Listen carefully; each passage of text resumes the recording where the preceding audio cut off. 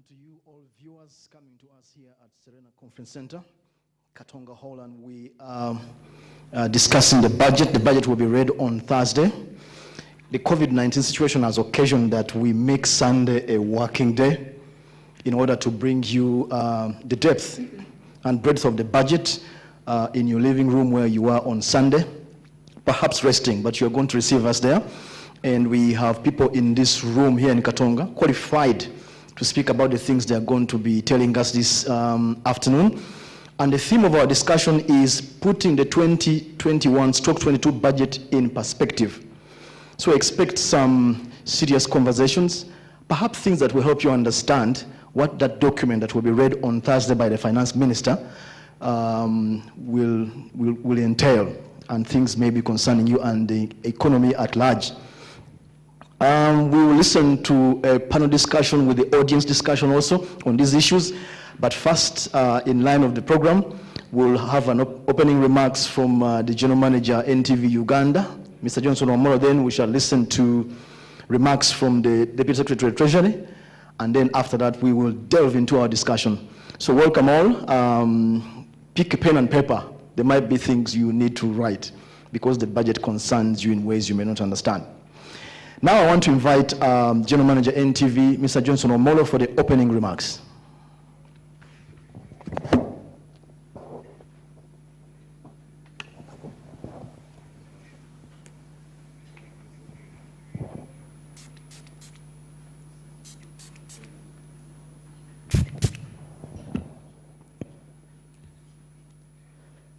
Invited guests,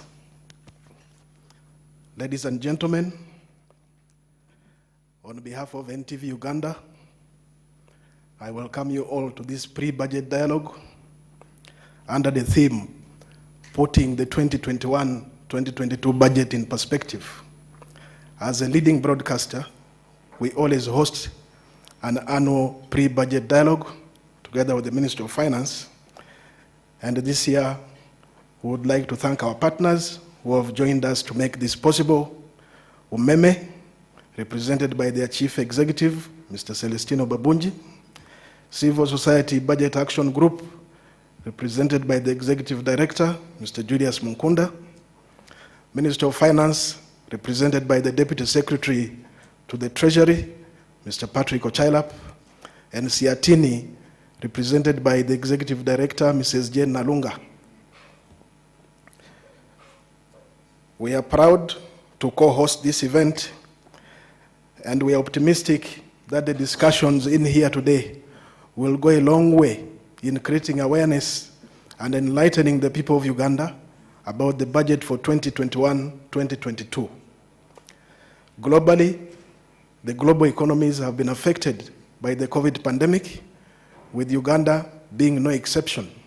Therefore, the questions that we'll hear from the expert, especially Minister of Finance, is what strategic budget interventions will sustain the economy from the socio-economic setback caused by the COVID-19? Will this call for strategic alignment with other interventions such as infrastructure, energy, agro-industrialization, among others? And also, will this budget help achieve the desired industrialization for inclusive growth, employment, and wealth creation?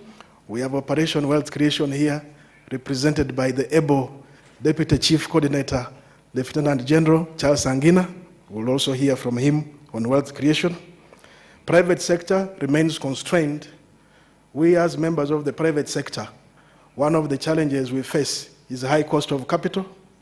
And if we are to achieve agro-industrialization, which is a priority in this year's budget and has been a priority in this government's agenda, cost of power remains high. UMEME, as a distributor, will also tell us the role they play in ensuring that we can achieve the desired agro-industrialization. Minister of Finance will also expect to hear from you on how productivity can be enhanced to achieve the middle income status that is desired in line with Vision 2040 and NDP 3. With those few remarks, ladies and gentlemen, viewers out there watching, It's my pleasure once again to invite you to this exciting engagement this afternoon. Allow me to take the pleasure to invite the Deputy Secretary and Secretary to the Treasury, Mr. Patrick Ochailap, to give his remarks. I thank you.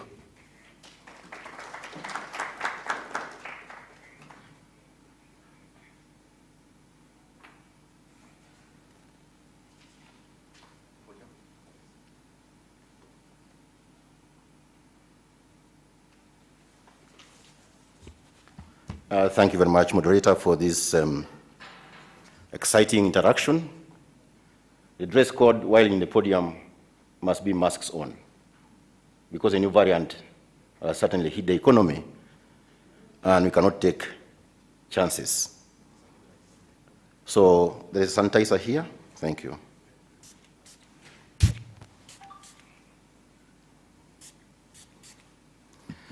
Thank you very much, NTV, for inviting me for this discussion, putting the budget for next financial year in perspective. It's also good at this time that we need to reflect that over the years, we have been taking action to grow the economy, measures to transform the economy, actions to try to lift the very many people in subsistence economy into the money economy, measures to invest in infrastructure as an enabling environment, and of course, measures to ensure that the security of state is not undermined. It's a prerequisite for any economic activity and any economic growth to take place. Next financial year, certainly, as you heard from the State of the Nation address, is coming in with a backdrop of external and internal shocks to the economy. And these shocks are occasioned by an external variable which then entered into our economy in the name of devil COVID-19. It certainly destabilized the production in the farms. It destabilized the profitability of companies, destabilized the production lines in industry, and affected the socio-economic stability, let alone the economy itself was directly hit to the extent that a number of planned activities, planned revenue were affected. For example, the Uganda Revenue Authority collections, which had been projected at about 20 trillion, I think we're now forecasting a shortfall of about 2.5 trillion on account of lack of profitability of enterprises. Number two, there are a number of companies which either shut down or are operating below 30% capacity. And that means the size of GDP shrunk from 6.3% prior to the advent of COVID to a forecast of this year of about 3.3%, which is good news in that Uganda economy is growing, but growing at a lower rate. Number three, we had to forego a number of tax collections which are supposed to be collected. It's now a record from URA that together with arrears and the tax exemption given as incentive package to a number of industries, we forewent about 2 trillion and 10 billion. There were some arrears which are supposed to be collected. We had to write them off. I think that was the subject of a submission by the Minister of Finance to Parliament, and it was granted. And a number of tax exemptions under VAT, ETC, to facilitate at least bare minimum survival of industry. To cut a long story short, thankfully, the Bank of Uganda equally helped the fiscal side with accommodative monetary policy. How? The central bank rate has been maintained for the 9th or 10th month running at a low 7%, with the hope that the interest rates equally will come down for lending by the primary dealers in our market or the commercial banks, which have shown some downward trend, but not as much as would have loved. 2, as of last week, because of that accommodative monetary policy to support the fiscal side, despite the huge borrowing from the domestic market, I think you all know the numbers are going to about 6-point-something trillion borrowed from the domestic market.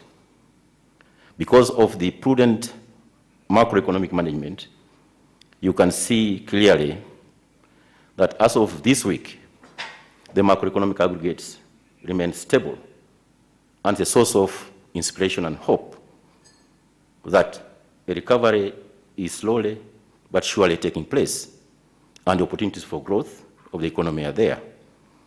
For instance, the short-term tenures, 90 days, I think, came down to almost 6-point-something%, according to the latest auction. The 183-day treasury bills equally came down to below 9%, from a high of 12% at one time. The 365-day treasury bills, I think now about 10%, down from the upswing of about 13% earlier in the year.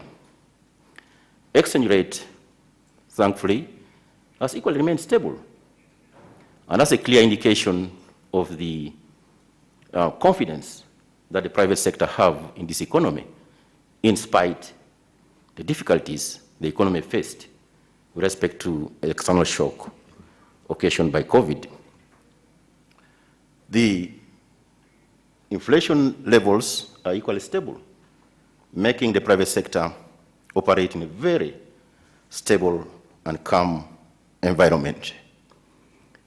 We see clearly that with a new dimension of government intention in the front of oil and gas industry, very important agreements were signed between Uganda, Total, and the government of Tanzania for the East African crude oil pipeline.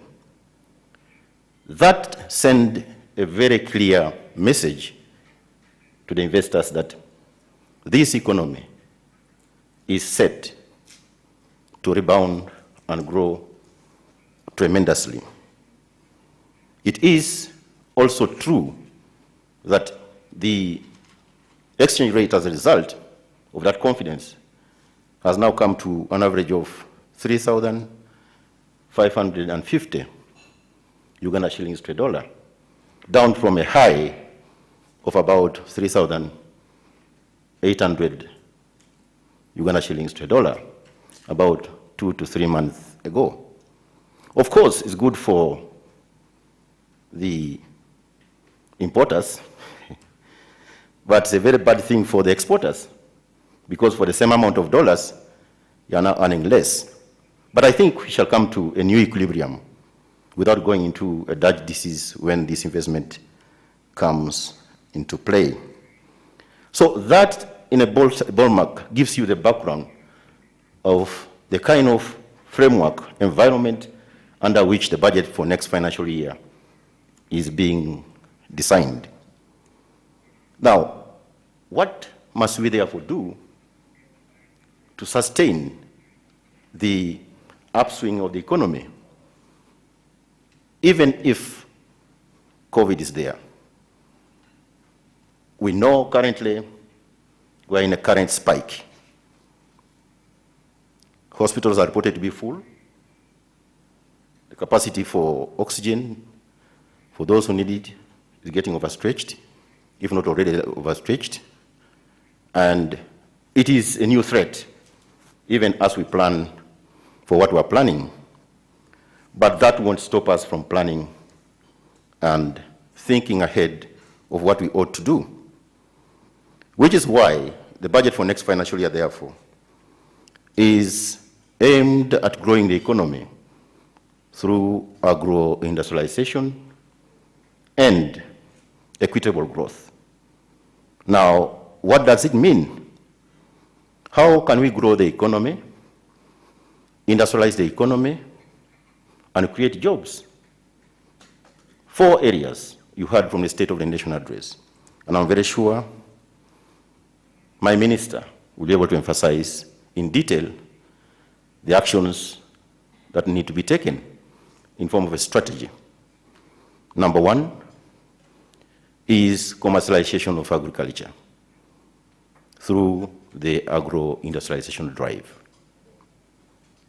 Under this is the new thinking which government has come up with, that the other initiatives to produce, it's a linkage between production, value addition, marketing, and also sustaining the generation of that income at a household level, borne by the statistics of the structure of the economy, where the larger part of the economy is still under subsistence. The decision has been taken that there must be some kind of mass action to pull out these subsistence economies, both in rural and urban areas, because studies have shown that even in urban areas, there are those who are living a subsistence kind of culture or subsistence arrangement, where they're able to barely survive on a daily basis. Which is why, when you saw in the previous lockdown, a large number of people quickly ran into desperate situation, needing things such as food, on which we spent about 60 billion at that point in time. Quite a number of people live from hand to mouth, even in cities. So comparing or together with those in subsistence economy up in rural areas, there is now government intention to go to parish, or in urban centers, ward, a ward. A parish is equal to a ward in an urban center, to bring together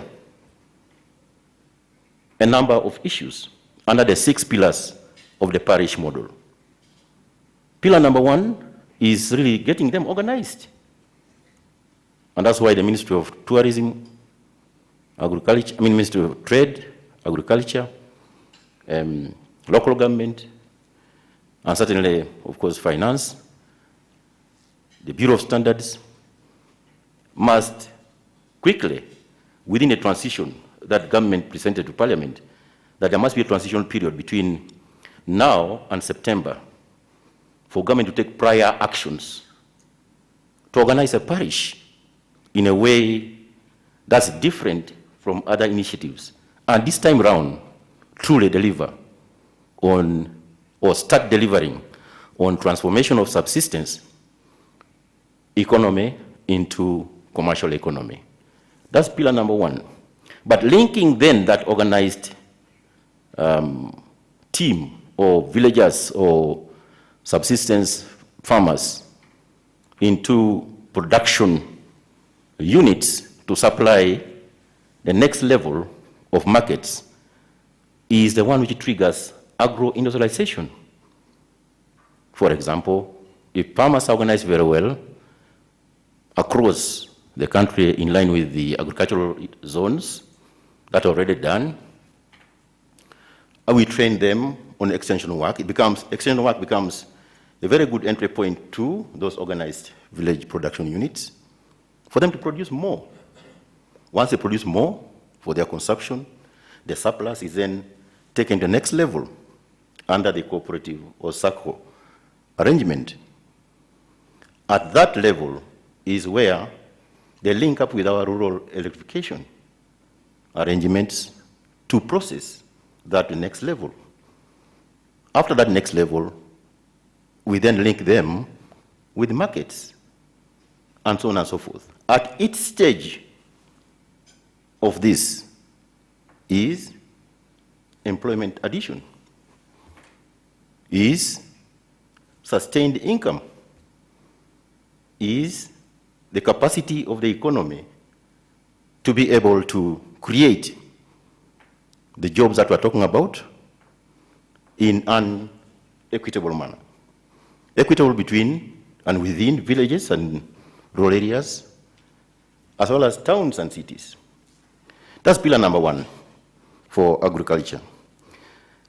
Pillar number two, certainly, is for us to continue with our infrastructure investments. I've mentioned one part of the infrastructure, which is electricity. Rural electrification will continue to support the massive output that we expect from our agricultural production, where still we have a comparative advantage. And that then should be able to give us the necessary impetus to create industrial units for right from primary agro-processing to maybe medium to large industrial production units in industrial parks. Electricity will be evacuated from the dams that are being completed into industrial parks. The rural electrification program will continue to supply electricity to rural growth centers so that these organized farmers, together with their SACCOs and their storage facilities working together with the private sector, should be able to supply constantly to the market and also get income constantly throughout the year. On agriculture, still another phenomenon which is coming out very clearly, certainly, is the solar-powered irrigation systems. So that in dry seasons, thankfully for the last 3 years, we have been having enough or adequate rainfall for the farmers to produce, and produce big. In fact, thankfully, when the COVID struck, had it not been for the honorable farmers up country who dug everywhere and everything and produced food, I can assure you this economy would be on its knees. So I salute the farmers, and let's continue. And those of us who are here, I equally do so on a small scale. I'm not a commercial farmer. Let's produce, and produce excess for the market. So the second pillar is that of infrastructure development, which shall continue, and continue very seriously. The other pillar is the ICT, integration of ICT, to unravel the innovative attitude of the youth. You saw during the lockdown how people started food supply chains by developing applications in Uganda. That just came out spontaneously, and they have continued. Such and many more are the power of ICT in the economy. So those are the pillars that I can quickly recap for the how part of growing the economy from now and taking from where the economy was. The third strategic action is, now that you are produced with the growth in the economy, where are the markets? You heard from the State of the Nation address. Market is both domestic. Let's satisfy a domestic market so that you don't have shortages in certain parts of the country and create artificial inflation there when we can supply those areas. Two is regional markets. The structure of our export market now, although we're still in a trade deficit, our imports are about 9 trillion US dollars. Exports are about 5.5 billion. So they are $9 billion imports and about 5.5 billion of our value of exports, creating a trade deficit of about 3.5 billion US dollars. So despite that, there is a lot of improvement of our export front as a result of the incentives that have been put in place over the years in investment in those areas. And the second big source of market is certainly the regional markets. After the inside market, there's a regional market. Currently, we export about 35% of our exports go to COMESA. About 12% go to East African Community. 31% are going to Arab world. And what are these? Fruits, vegetables, beef, and I think milk. So you see the direction of production, direction of exports, and the direction then of our concentration of linking industry with external markets. The third area is Europe. Europe and the Americas now consume about 11% or 13% of our exports, the share of our exports to international markets. Asia is still very small, 7%, and yet quite a lot of imports actually come from there. And you know the big boy there, who are from where we import a lot of equipment and manufactured goods, and therefore tilting the terms of trade in our disfavor compared to that region. So the strategic actions which are backed up by production of quality products for both domestic and export markets is very critical as an avenue for us to sustain the production that I described earlier on and be able to truly make our economy reasonably integrated and being able to move forward in a very strong way.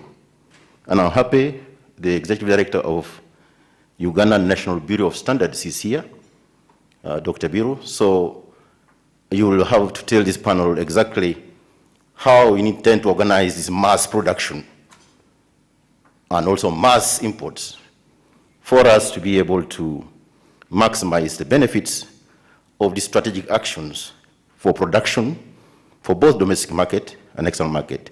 Both of us need quality goods to consume quality goods. There is no way of concentrating on quality for export and then we consume a lot of contaminated items here.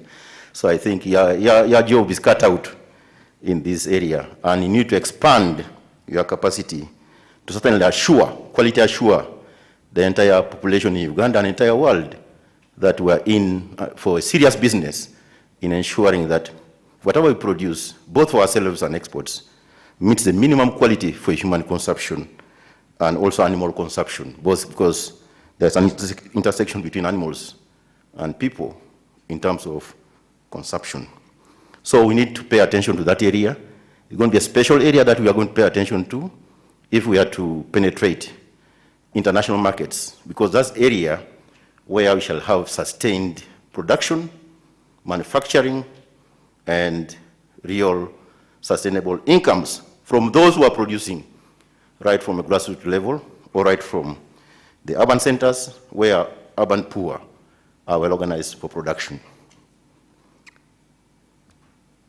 Finally, I think the big boy is the issue of corruption. His Excellency mentioned it, and you had a statement he made about finance.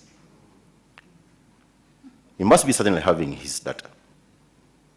What you can do at this point in time is to prepare to cooperate, and cooperate very well in dealing with this, starting with my ministry. In my capacity as a technical head, I undertake to cooperate fully in whatever is coming this direction from that side. I think in summary, that's what I want to summarize for now, without taking much of your time, so that the next issues will come from the discussions and submissions from the panelists. I thought I should summarize that. The details certainly will be in the budget speech. I didn't want to preempt the minister's budget speech. That's why I stayed at high-level policy issues and policy direction for next financial year. But probably before I forget or before I conclude, in this kind of fora, it's very important for us to kind of evaluate from where we were, say, for the last 5 years, and what we said we are going to do. A budget should now be seen in the horizon of the cumulative effects of our actions in the past, informing the next steps of what we ought to do in the budget process, so that we don't narrow our analysis into the issues in the budget speech for next financial year. It's a 1 year, short term. And is that linked to the overall strategic direction of NDP? Because I thought the theme is talking about that as well. The National Planning Authority certainly did assess the budget to see whether it was consistent with the NDP set targets over the medium to long term. And indeed, they found that with respect to macroeconomic strategic direction, it's well aligned. There are some misalignments in terms of the program approach, which is now a new planning, budgeting, and implementation strategy and monitoring strategy for all government programs. And there's a lot of work that needs to be done there, because being a new item, we certainly need some little work on the macro side, and we shall be working with all the sectors in certainly distilling these issues and forwarding the necessary policy responses in correcting them to make them smoothly work together for what we are doing. For example, we had set a target of middle income by 2020. But I think as of the current statistics, we are now on $918 per capita, compared to about $700 per capita 5 years ago. So you can see there's growth in the economy. Not only growth, but perhaps growth too with some little equity. But we need to strengthen then the equity component of the growth in that area. And for sure, the targeting of the growth areas of the economy, as I've summarized, linking that with that output with the markets for that will surely narrow the scope of the disparity between the rich and the poor in the economy, even when we see there's a positive growth in GDP per capita. We don't want to use other people for statistics purposes as a number in the denominator to derive the per capita GDP. We want the denominator to truly reflect what the denominator is earning at a household level. With those few remarks, I beg to submit.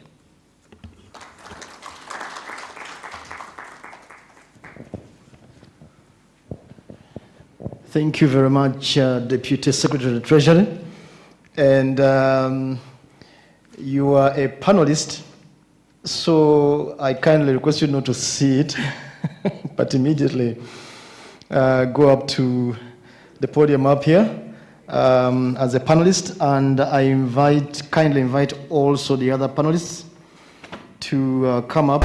87, the Economic Recovery Program that was done. Some of the things we are still dealing with today are that old, and they are still with us. In 2002, we put out the energy policy for Uganda, and the sector had to be driven, and the minister was very clear that the sector should not be driven by annual ministerial policy statements, which is the budget, but rather by a strategic investment plan, and that's why they developed that policy in 2002. And it has created a lot of opportunities, because the required long-term planning could only come from there. They talked about liberalizing the sector, which required a long-term strategy to give a signal, and we'll be talking about long-term signals and guidelines to encourage the private sector to come in and invest and harmonize all those different actors. The energy policy was also required to make institutions support the private sector to come in and invest. Government said I will deal with transmission I want to let the private sector operate in the generation and also in the distribution. And here with us is Umeme, who responded to that policy statement. That's why we are saying that the conversation we are having today, even as we talk of deemed power, as we talk of the tariff, they are really that old. They come from a policy of 2002. What has happened? We have seen many policy messages coming in from government. And today, really, I was looking through my wardrobe. I said, which shirt should I put on? Now that cabinet swearing in is not yet happened, let me spare which shirt and decide which shirt. Not that I'm going to be on cabinet, but of course on cabinet day I will have a shirt. I will have a shirt. So I was looking at the shirt I will put on when the cabinet is going to be sworn. Wherever I will be, I will have a shirt. But what is most important, I will have ironed that shirt using Umeme power. That's really where it ends. It has nothing to do with what you are thinking. But we are available for this conversation, and a lot of things have happened. I really want to get to my panelists and give them a blank check. They had the State of the Nation the other day. They have read the budget. There was a swearing-in speech. There have been a lot of communication. In Uganda, the president's communication sometimes just becomes policy. So you don't just take a president's communication lightly. So I wanted to ask each one of them, and beginning with the farthest, where I have Julius Mukunda from a civil society budget advocacy group, to tell us when you had those the recent statements by the president, including the State of the Nation, which opened the parliament, that is going to be managing us for the next 5 years. What really struck you as something you said, yes, I think I've had this and it's a good thing to go with over the 5 years, and you can flip the coin and say, I also had this, and I haven't really grasped how that is going to go about, how we're going to go about that one. Thank you. Julius. Thanks, Fred, and good afternoon, viewers. The State of the Nation address, I think, was good. A number of things were said, very, very good, but key for me, two most important elements came out. One was the president's ability to articulate how corruption is now a syndicate. And I think for me it is something that we had discussed, that it is no longer about picking money from a bank and then you run away from it, that actually it's like a value chain. Everybody adds on something until it comes out at the end of the day. Actually, it is now it can be appropriated. So I think appreciating that is very, very, very important. And as such, I think as we look at anti-corruption measures, then we know the kind of medicine, the kind of policies, the kind of measures we can put in place. If it's about inflated projects, then one of the things I've always said is, can't this country have a price list, for example, a market price for everything that we are purchasing and selling? So that really caught my eye, and which was very important. The second one for me is the president's appreciation of the importance of trade, but this time around, safety was added. And I think for me, the appreciation was for the point of it's our responsibility to ensure that we produce safe products. Why do we need to poison other people? Because of our poor handling mechanisms. So it's not about we are finding so well who boss it is doing. No, it's about a farmer ensuring that when you harvest, you process well.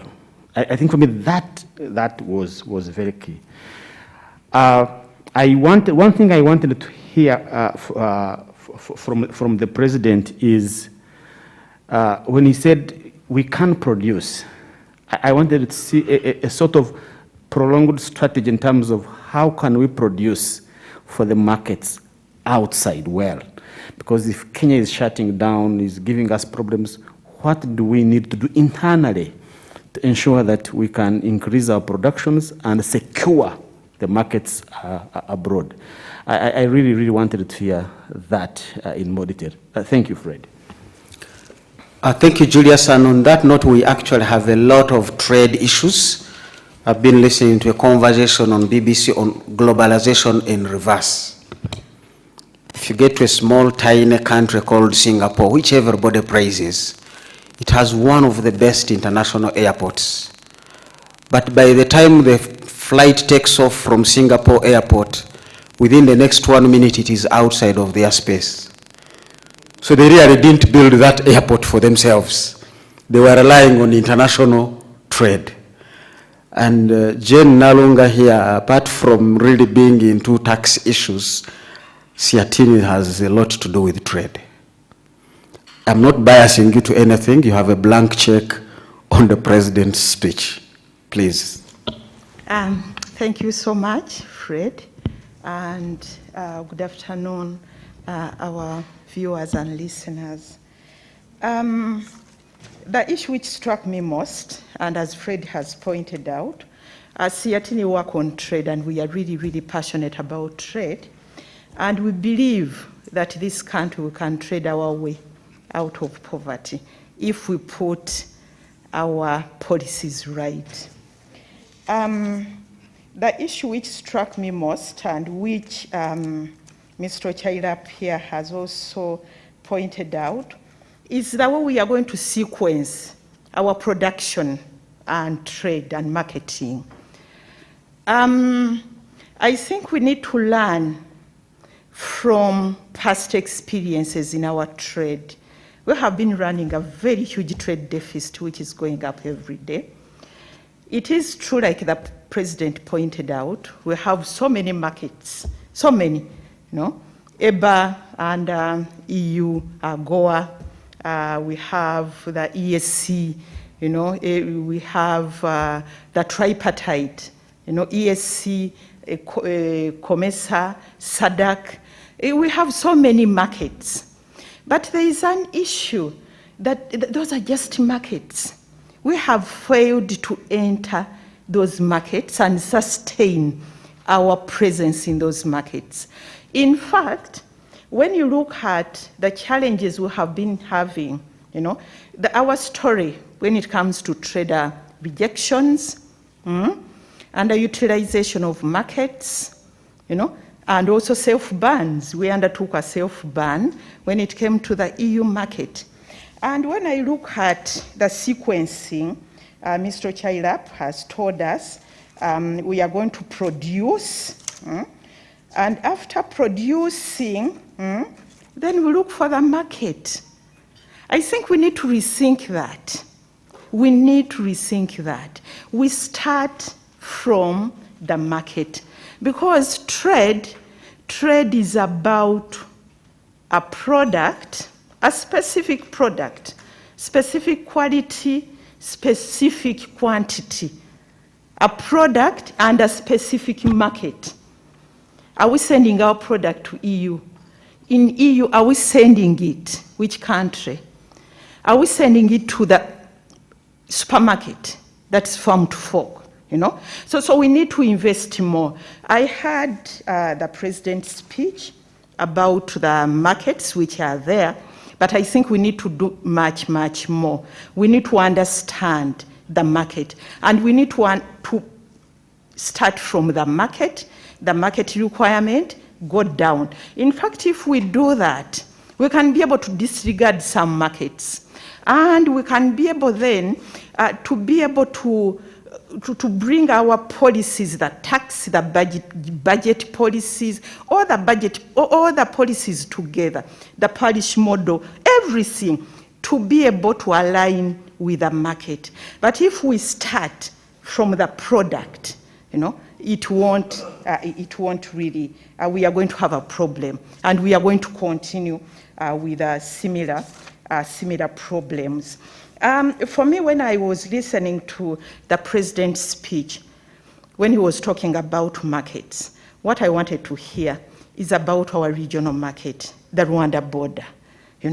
That's an elephant in the room.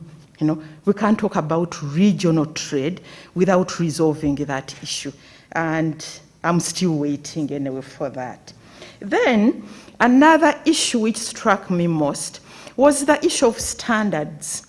I think we need to apportion responsibility, not blame, but who is going to do what when it comes to standards. I think the small-scale farmers have done their part. They have, given all the challenges, using a whole, So when it comes to assisting small-scale producers, when it comes to standards, we need to debate who should do what across the entire value chain, but not putting a finger. I don't know whether I heard right, but it was like the finger is pointing at the small-scale producers. They are the people who are producing things which are not of quality. I think that one we can also, we are here, we can be able to debate that. Maybe I'll stop there for the time being. Thank you. Thank you very much. She deals with those acronyms so for how they come in handy. You hear EBA, you hear SADC. Our viewers out there, you have Mr. Google. He always answers those questions. But one thing that excited me was everything but arms. The Europeans told us, you can bring everything except arms. We failed to take anything in some of these cases. And we bought arms, but we didn't take anything in reverse. And this is the deficit, I think, that the DST was talking about. How do we, because there are things we'll always import. We just can't debate them. But then what can we export? So when I hear the import replacement policy, I'm like, well, you cannot replace everything. But you actually can say, and the president outlined quite a number of markets out there. Some of these markets would benefit Umeme. I heard him talk about powdered milk to West African countries. And I know we have one factory here really that is processing powdered milk. I want to believe my friend Celestino here would be happy if those were many, because they would guzzle the electricity. But I don't want to bias you once again in your space. You also have a blank check on what did you hear in the president's remarks on the state of the nation. Okay, thank you, Dr. Fred. For us, it was very clear. We were part of it, actually, and the job to be done is very, very clear. The president was very clear in terms of job creation, manufacturing, desire to reduce cost of production, financing, transportation, and specifically energy. Doctor, you have talked about the policy which was set up in 2002, giving long-term direction of the sector, where the private sector was invited to participate in distribution and generation. Then the job to be done was very clear. UEB was dysfunctional, was very inefficient. It was not commercially viable. It was a vote within the treasury. So they wanted private capital to come in generation, private capital to come in distribution, to make the whole sector work. And the mechanism then was that the private sector would recover through the pricing mechanism to take back their capital and to operate. And indeed, over the period, a lot was achieved. Private sector invested to increase generation capacity to close 690 megawatts. So you can imagine from the Owen Falls Dam built during the colonial times until Isimba, that was the nearest government came in to build. Then the next will be Karuma. So you can see then the private sector was around 690 megawatts, government 380, then Isimba comes in 183, and that's where we are now. That's 55 private sector, 30, and 45 government. Now, when you look at the government, again, commissioning Karuma, the game changes now. You will see that the private sector component in generation will reduce to 37, okay? The question is, did we achieve all that was meant to be achieved? Reducing losses, yes. Collecting the money, yes.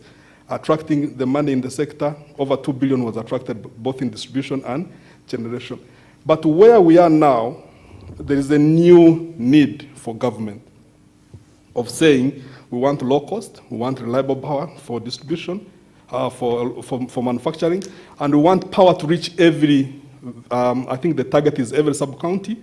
And based on the parish model, hearing from Mr. Patrick Ochailap, we need to go beyond the sub-county to the parish, where there will be load centers to process the agro products.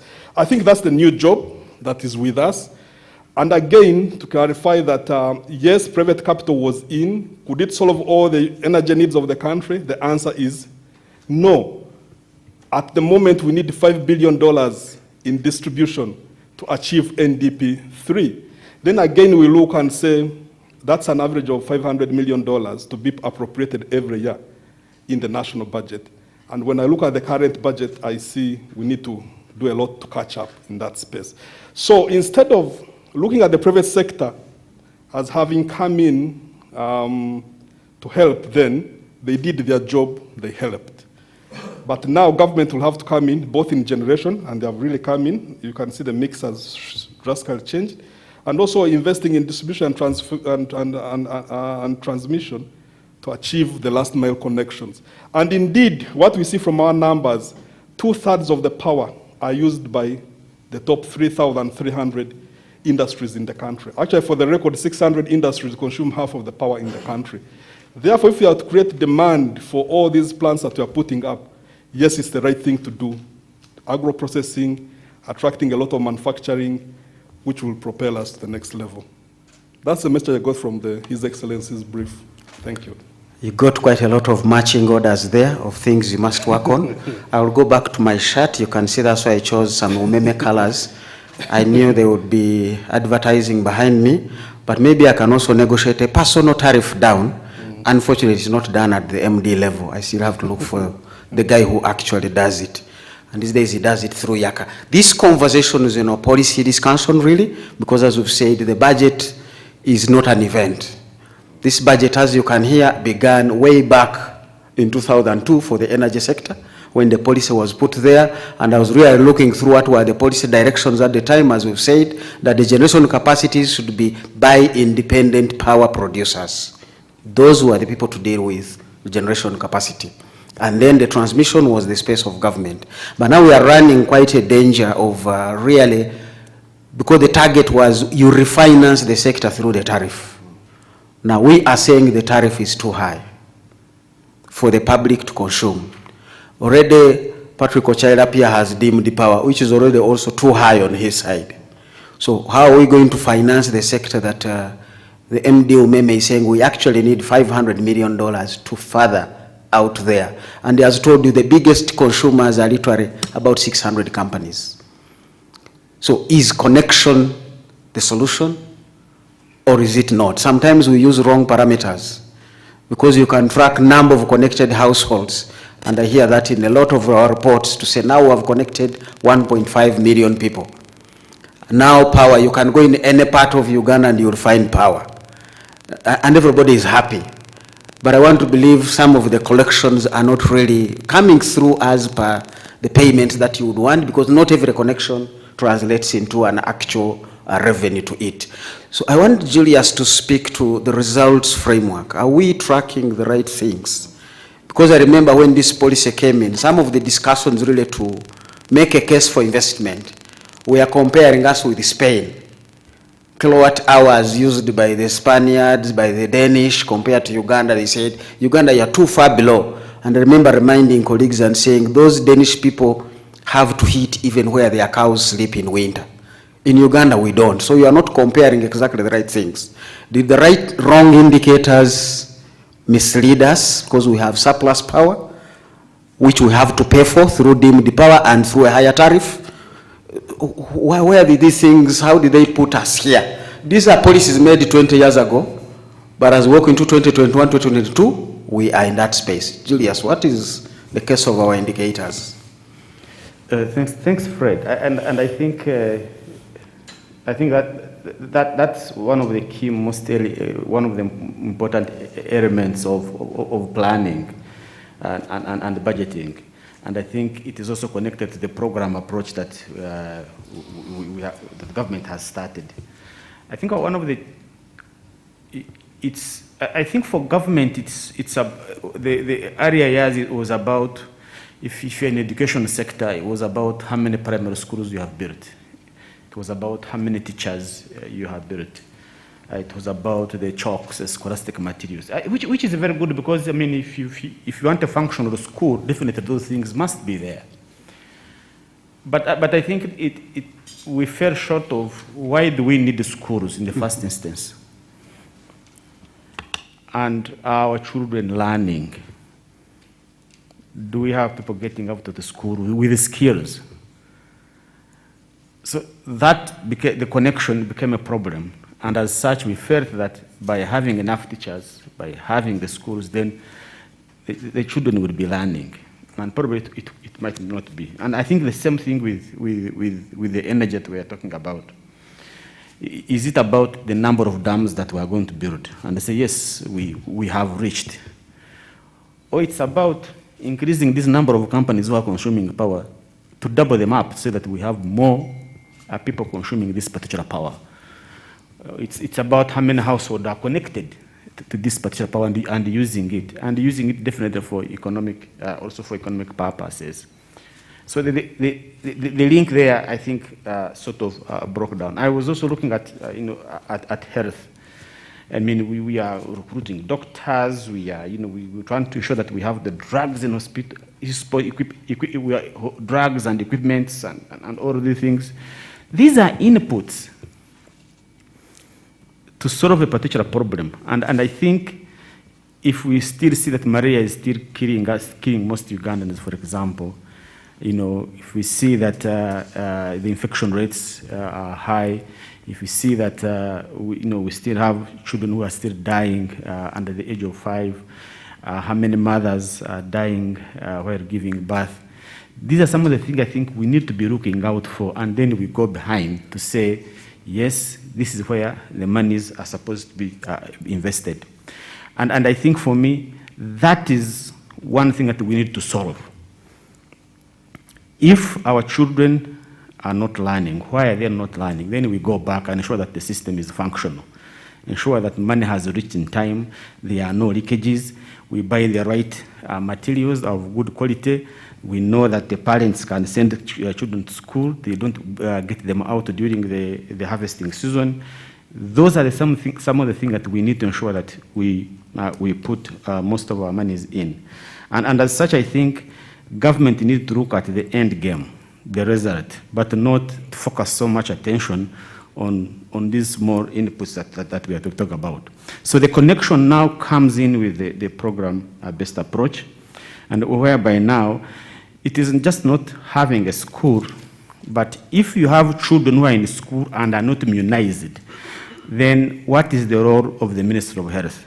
So it's very important that different sectors speak to each other to ensure that they are building a total human being with the capacity.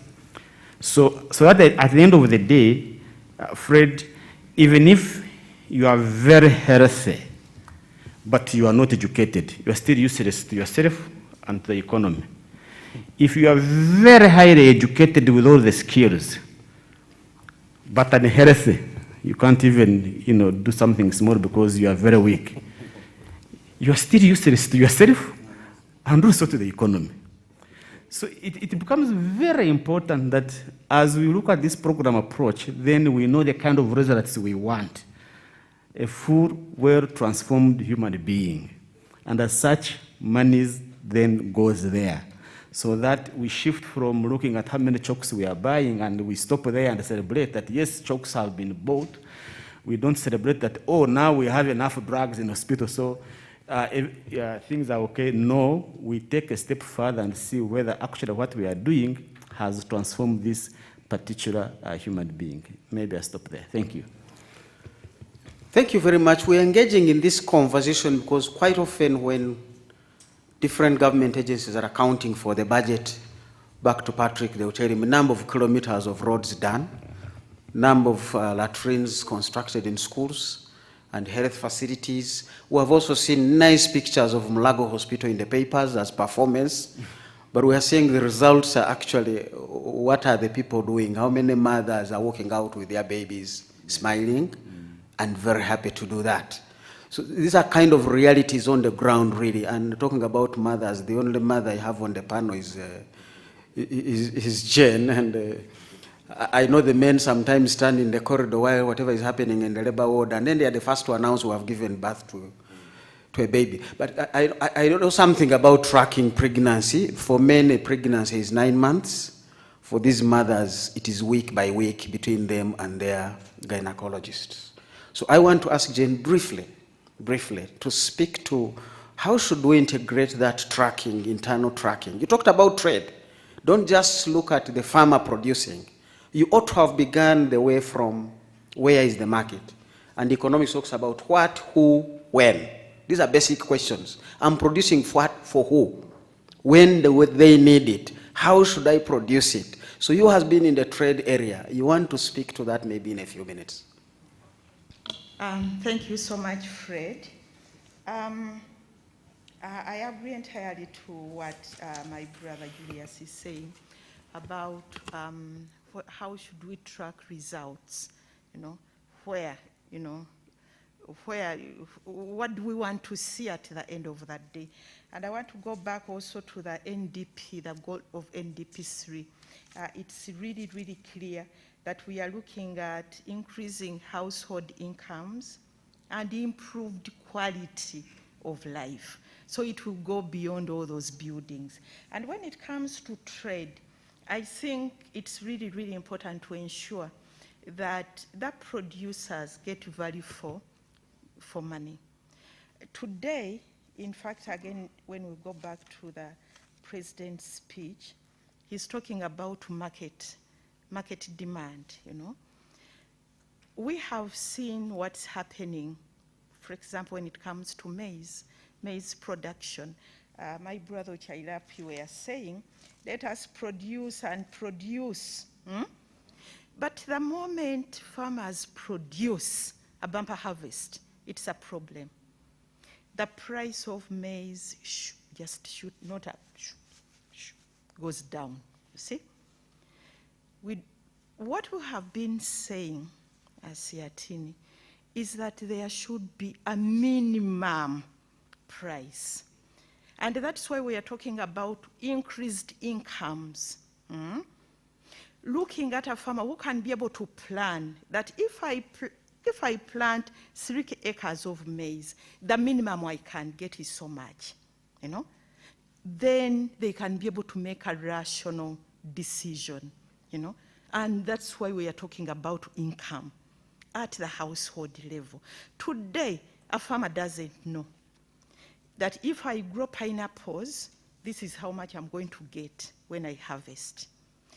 Today, where the consumers were lucky, that you buy pineapples, 10 at 10,000 on the road. Then you think, how much is the farmer getting at the garden? If me in my car, you open the window, by the way, drop there 10 pineapples at 10,000, So when we talk about increasing incomes, again, we need to go back and think about that. And this is where the markets come in, having a market and you produce for the market. The farmers are producing just to eat, and they are not getting any income. For me, which is very, very unfortunate. The farmers are producing, but they are being impoverished every day. You go to a market like Karedwe, the lorries bring the pineapples, dump them there, heaps and heaps.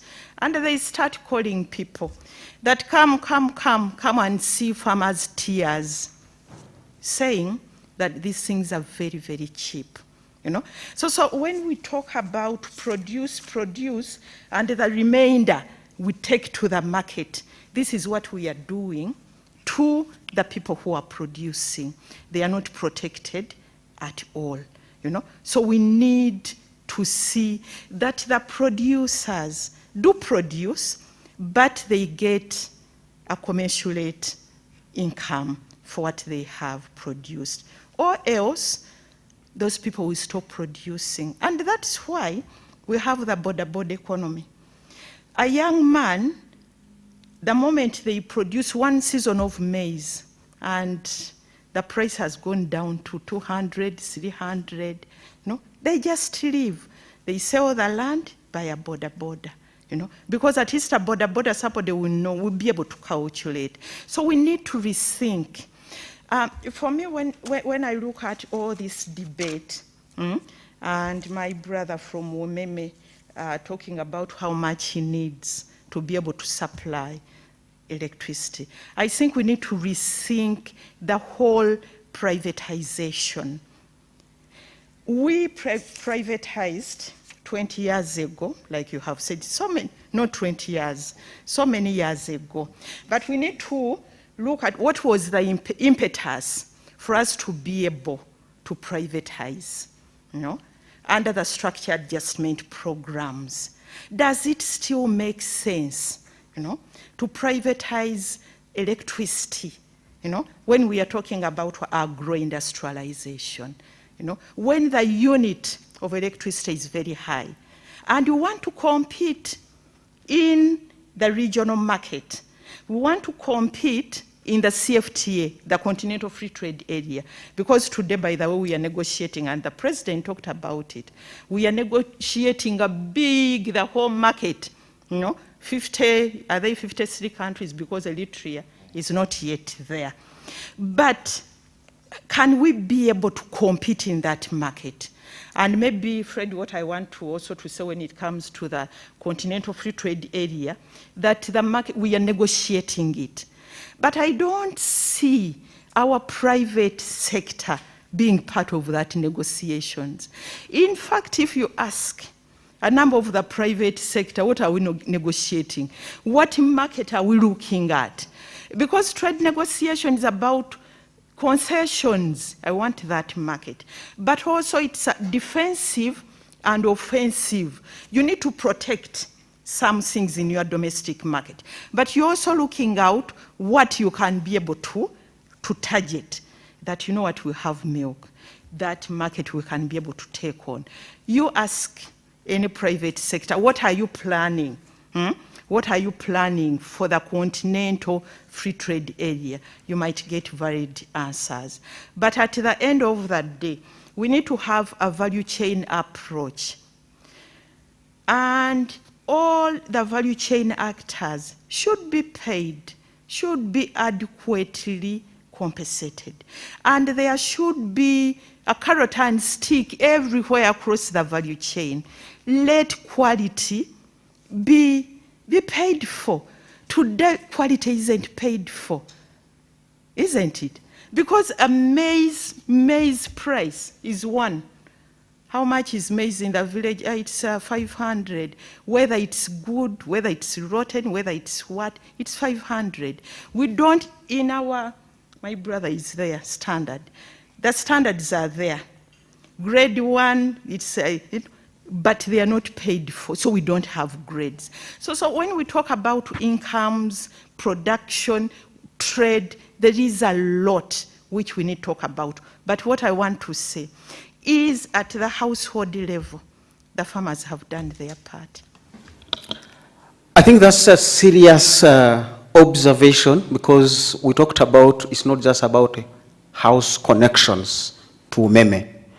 Is this person earning enough money to pay? Because if you can't pay, you are tracking the wrong indicator. You're going to tell Babunga, and he'll gladly tell you, I have connected 1.5 million households. But really on his radar, he's looking at only 600 factories. Because that's what runs his business. Remember, he attracted private sector. He assuring them Uganda has a market. He has to pay back their return on investment. He's really having a hot seat. These are some of the policy issues that have been in the country for over 30 years. That's why we're not just focusing on a budget as an event. I was able to go back in time and downloaded the Economic Recovery Program document of the World Bank. At that time, we were just looking for $50.9 million, signed on August 19th, 1987. This is as far back as we went. The World Bank convinced its board and said Uganda has already undertaken some good policy initiatives. And I just want to flag a few because they fit into this conversation. One, we had already done the currency reform. Now, we don't need to do that one again. We are still with our gorillas on the notes. They are doing us well. We had already done devaluation 77%. Now, it's a market-driven, but with a lot of interference from the central bank, and as we said, it's not favoring our exporters, as we'll speak of now. It's encouraging importers. Now, the coffee prices had already been revised upwards, which I think is Jane's message. What's the farmer taking home? You don't want to refer to the tears of the farmers. And I think DST referred to them as honorable farmers because they really upheld us. But 30 years ago, we were trying to protect the farmers. The coffee price was very low. So one of the things that had already happened was Robusta coffee prices had already been increased by 182%. Arabica coffee, 158%. Seed cotton had gone up by 375%. Tobacco by 280%. Trying to encourage the farmers to respond to a good price. It was about getting good prices. But what was most interesting as well was by June, 1st of June, 1987, the civil service wage bill had been doubled. I've heard people talking about remuneration of civil servants, but that only came after retrenchment. So we need to first scale them down before we can pay them well. That is the rationalization. So we cannot pay them well the way they are. Retrench first, rationalize, restructure. Are these things we can really do in this budget? What is that conversation of a policy nature? Sir, DST. You're the top technical person in the ministry. Thank you, Moderator. Not I just think today. These are very interesting arguments now, but let me stick to the line of thinking. Especially, I was provoked by my neighbor to the left, that what he's mentioning is a factual situation as is today. But I think I want to take us a little step further. Are we static in that position where maize is going to be grown in a similar manner and evacuated to the market? Do we know market information of the various products of maize? If I stick to maize, yes, we know the number of items we can get from maize. We know the pricing of this, not rocket science. We know it. We know the income that otherwise people who are growing maize can earn if organized, which is why the solution is the parish model. I told you there are about 6 pillars of the parish model, one of which is production. The other is mindset change and organization of the farmers along the lines of cooperatives and circles. In elementary economics, I think in S5, or even commerce, in the lower levels of education, we are taught about the power of cooperatives or organizations in form of circles, if you hate the word cooperatives, is collective bargaining. The farmer Madam Naluga is talking about is a traditional farmer which we know as the current situation, which should not continue. And under the parish model, the mindset change and organizing the farmers at the household level to produce maize, for argument's sake, because maize is almost homogeneous throughout the country, in the quality that's advised by advisory services, which is the other pillar of the parish model under agriculture, to produce the kind of and grade of maize that meets the market, that we know. We know the market prices of maize, globally, regionally. We know the market price of the byproducts of maize, animal cake, feeding the chicken, and how that can integrate with poultry farmers in this economy and beyond. How that can integrate with animal feed producers for fattening their cows for beef. How that can integrate with production of industrial starch for the manufacturing sector.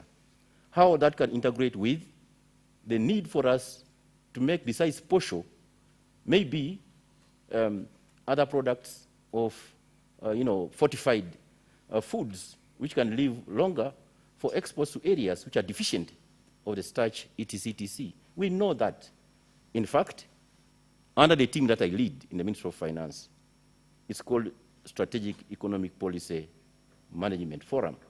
We have done, and I think the paper is in cabinet now, on market studies for the 9 PIMA commodities at the beginning, but we're going to expand them. We have started work on the 5 others to make them 14.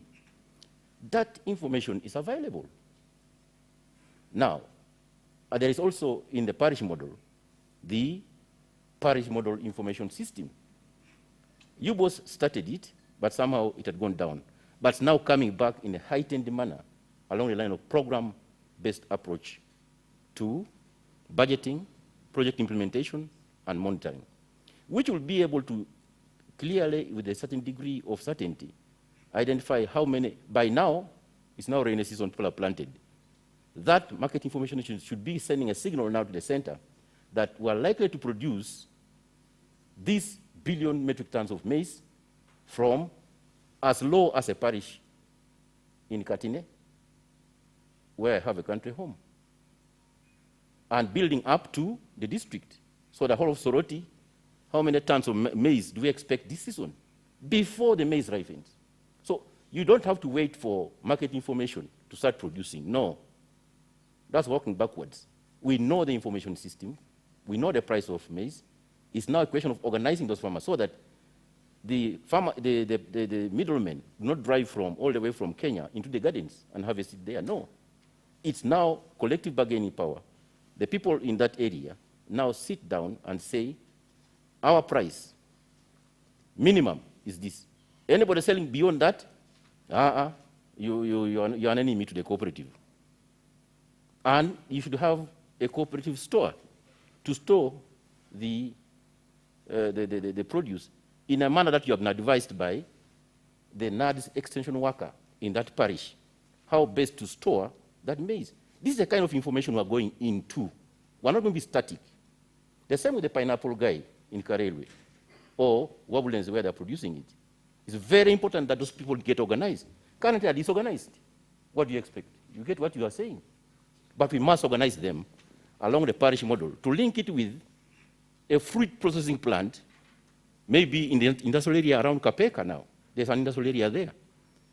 To answer the question of my brother from Umeme and electricity, the biggest points of evacuation of electricity is, number one, you need to pick it from the dams or production centers, transmit it, that's largely the work of government, and we're doing it, and put it into, first and foremost, the 22 industrial parks, which government is going to do. Industrial parks is the biggest consumer of electricity, followed by the rural growth centers for primary production, followed then by your households, who you must organize. If you don't organize the farmers, which I know the parish model is aiming at, then you are likely to perpetuate the situation which is there. And we're saying no. Beginning next financial year, and between now and September, let's have the prerequisite for a parish model to work. So that by October 1st, we're kicking off. A parish chief is going to be a powerful person. He's the one in charge of the whole economics in the parish. In fact, the whole of government will be in a parish, working in a program approach. Where there are no parish chiefs, because I'm told from local government there are 10,461 parishes in this country, of which about half are filled now. So part of the strategy, prior action, is to fill those people where the parish chief is not. Once you are formed, this parish development committee or whatever production unit is there is now selected from among themselves. It could have teachers. I can volunteer if I have time to go there, to be part of in my parish, to be part of the equation of awakening my people or our people to come together. Because I know most of us are disorganized in our villages and parishes. You say, oh, that one, no, that one. No, I think maybe that's the only way to remove those ones as well. So that we come together for a common purpose, which is we must all be a bit better than what we are now. A bit better than the jiggers we have now. By cooperating together, agreeing together on the basis of the information that will be given by experts to produce those items which we are able to sell using collective bargaining. You know the principle of commerce that I told you about? And don't sell individually. If you sell individually, you'll die on your own. But if you sell as a group, with your good storage capacity and with your good advisory services, then you're able to sustain a price over the season. Okay. And it goes to the next level. So, evacuation of power, industrial parks, priority number one. Number two, rural growth centers, which are not necessarily per parish, no. You find those centers, there are very many, they are there. Number three, then the rural electrification strategy.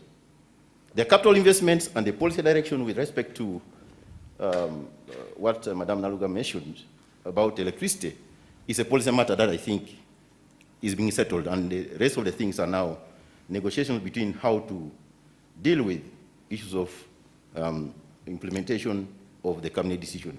Decision has already been taken in that front. So, all right. I think that's what I want to seize for the time being. Okay. But I'll come back.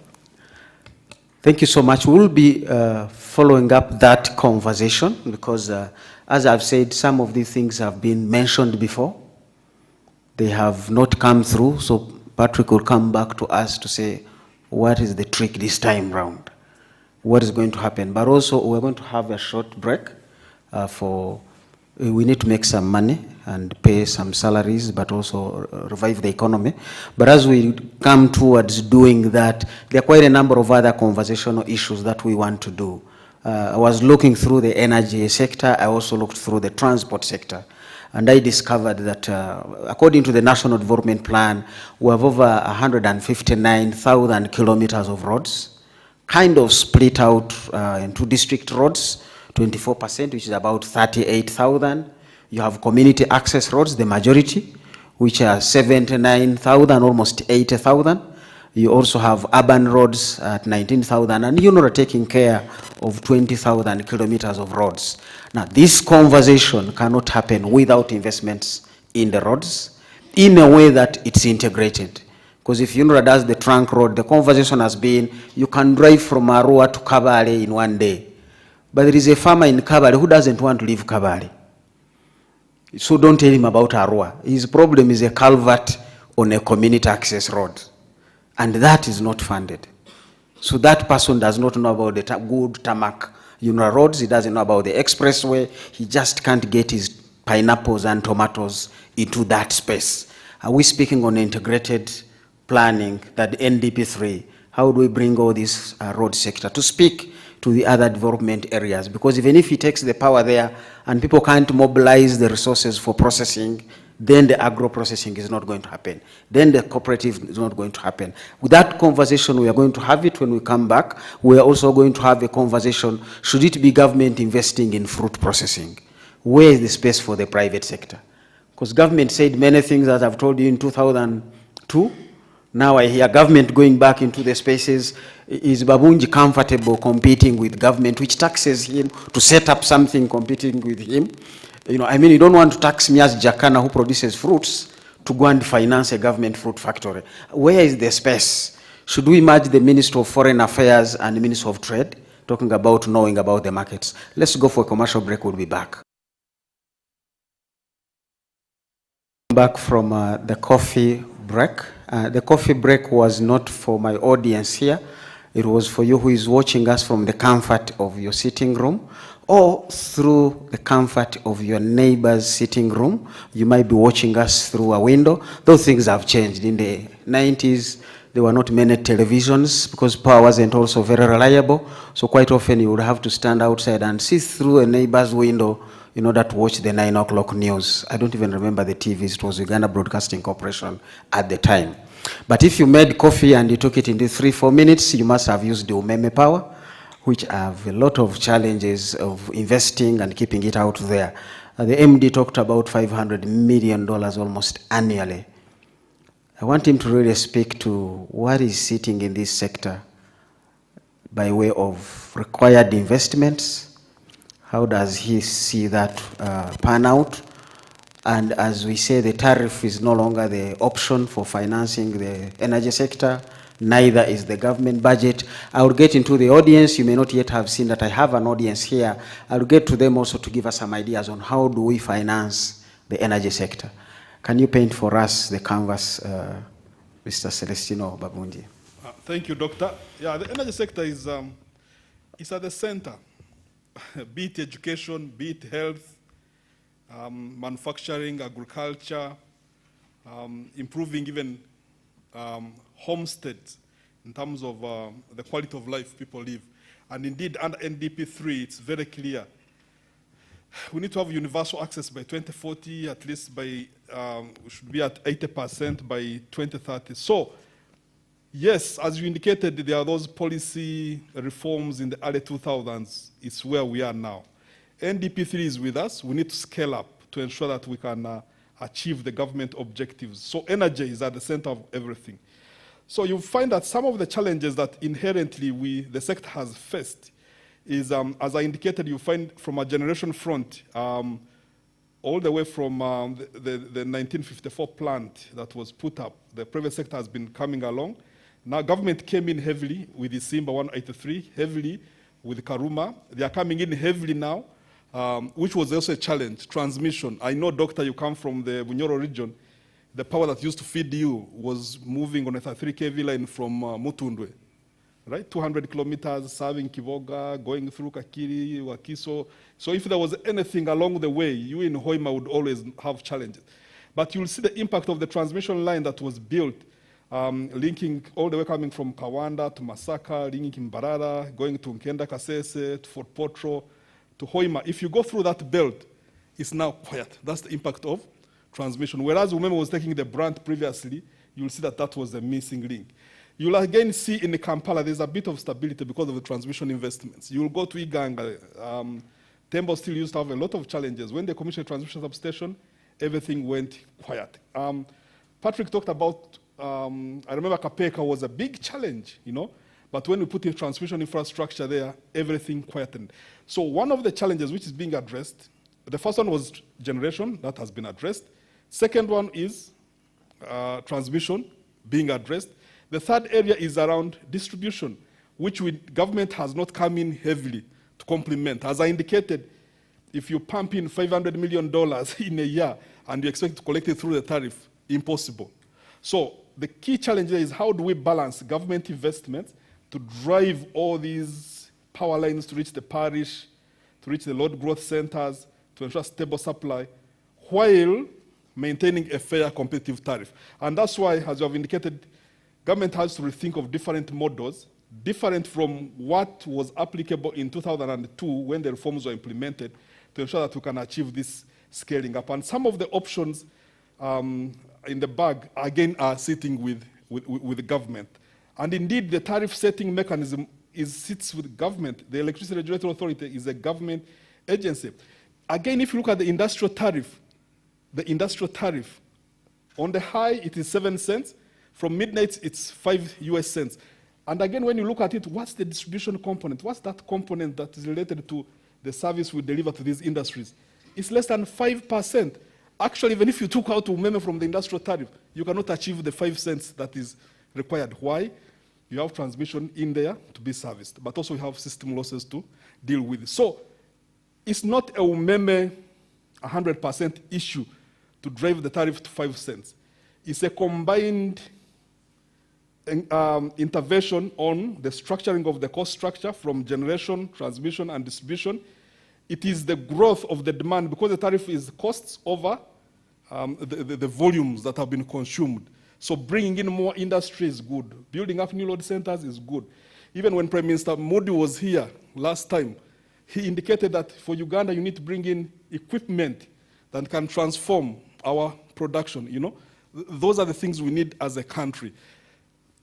Even if Umeme is not part of the mix, the challenge remains big for the country, and we need to look at it comprehensively. And as indicated, if you put on the lens of 2002, 2003, when the sector was reformed, all the objectives that were set out were actually achieved.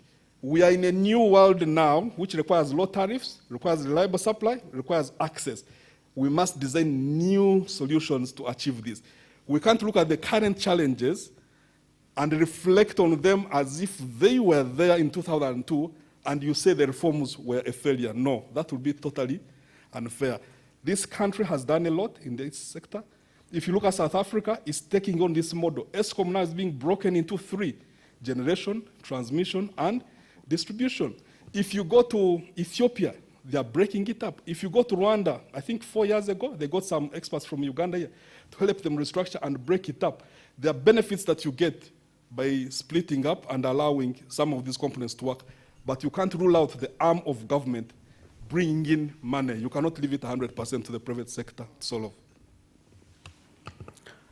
And next to you is a man who doesn't have that money. And we are saying government must bring in some money. But thank God in the room I have a man who has money, but not for this sector. Patrick Kayota is Deputy Managing Director for NSSF. He has the money, but not necessarily for this sector, though part of his money has found its way there via government. But what I really want him to bring to the floor is the aspect of trust. We have entrusted him with it, 15 trillion now. You see, quite a lot of money we have entrusted with him, and we go to sleep. The other day I was going for my money, but I said, where do I put it? It still seems to be in safe hands. I left it there. So I know some global funds are out there. I hear interest rates are negative in Europe. Why can't Europeans bring their money here and help us to lower the burden of investing in our energy sector? Is it a behavioral issue? Is it where we are located being on the equator? Patrick, what is the problem really? You know, the microphone to him, please. We seem to have an issue being ourselves. And I don't think I used to think it's just Trump who didn't like us. He left. The money is still not coming through. Where are those interest rates that are supposed to be negative in Europe? And I think Patrick Ochaila, Pierre, his namesake, was telling us they have come down to 9, but they are negative in Europe. Why can't money negatives come to where it is 9? What exactly is the challenge with Uganda, with us? Patrick Kayota. Thank you very much, Doctor. I don't think the question is we don't have money in the country, but you nailed it, this whole thing called trust. The 15 trillion shillings that NSF has today is actually Ugandans saving. Fortunately, most of that money has actually gone to Mr. Chailap to basically manage the economy. In fact, thank God for that savings. Uganda's domestic savings, about 40% of that is actually NSSF money or Uganda's money going to the government. So at least we trust our government, so we can do that. Trust is one of those things that's such an element at a personal level, family level, national level, is a critical asset. When the president talks about corruption and accountability, if as a country we do not get that together, anything we talk about will be wasting our time. And I think as a country, I think the president really spent time on that. My prayer is that he can actually get to it. This is an example why we still have money in this country. Uganda, we are about 40 million Ugandans today. The 11th parliament is going to be 529 members of parliament. The US is 350 million people, 10 times. They still have 530 members of Congress and Senate.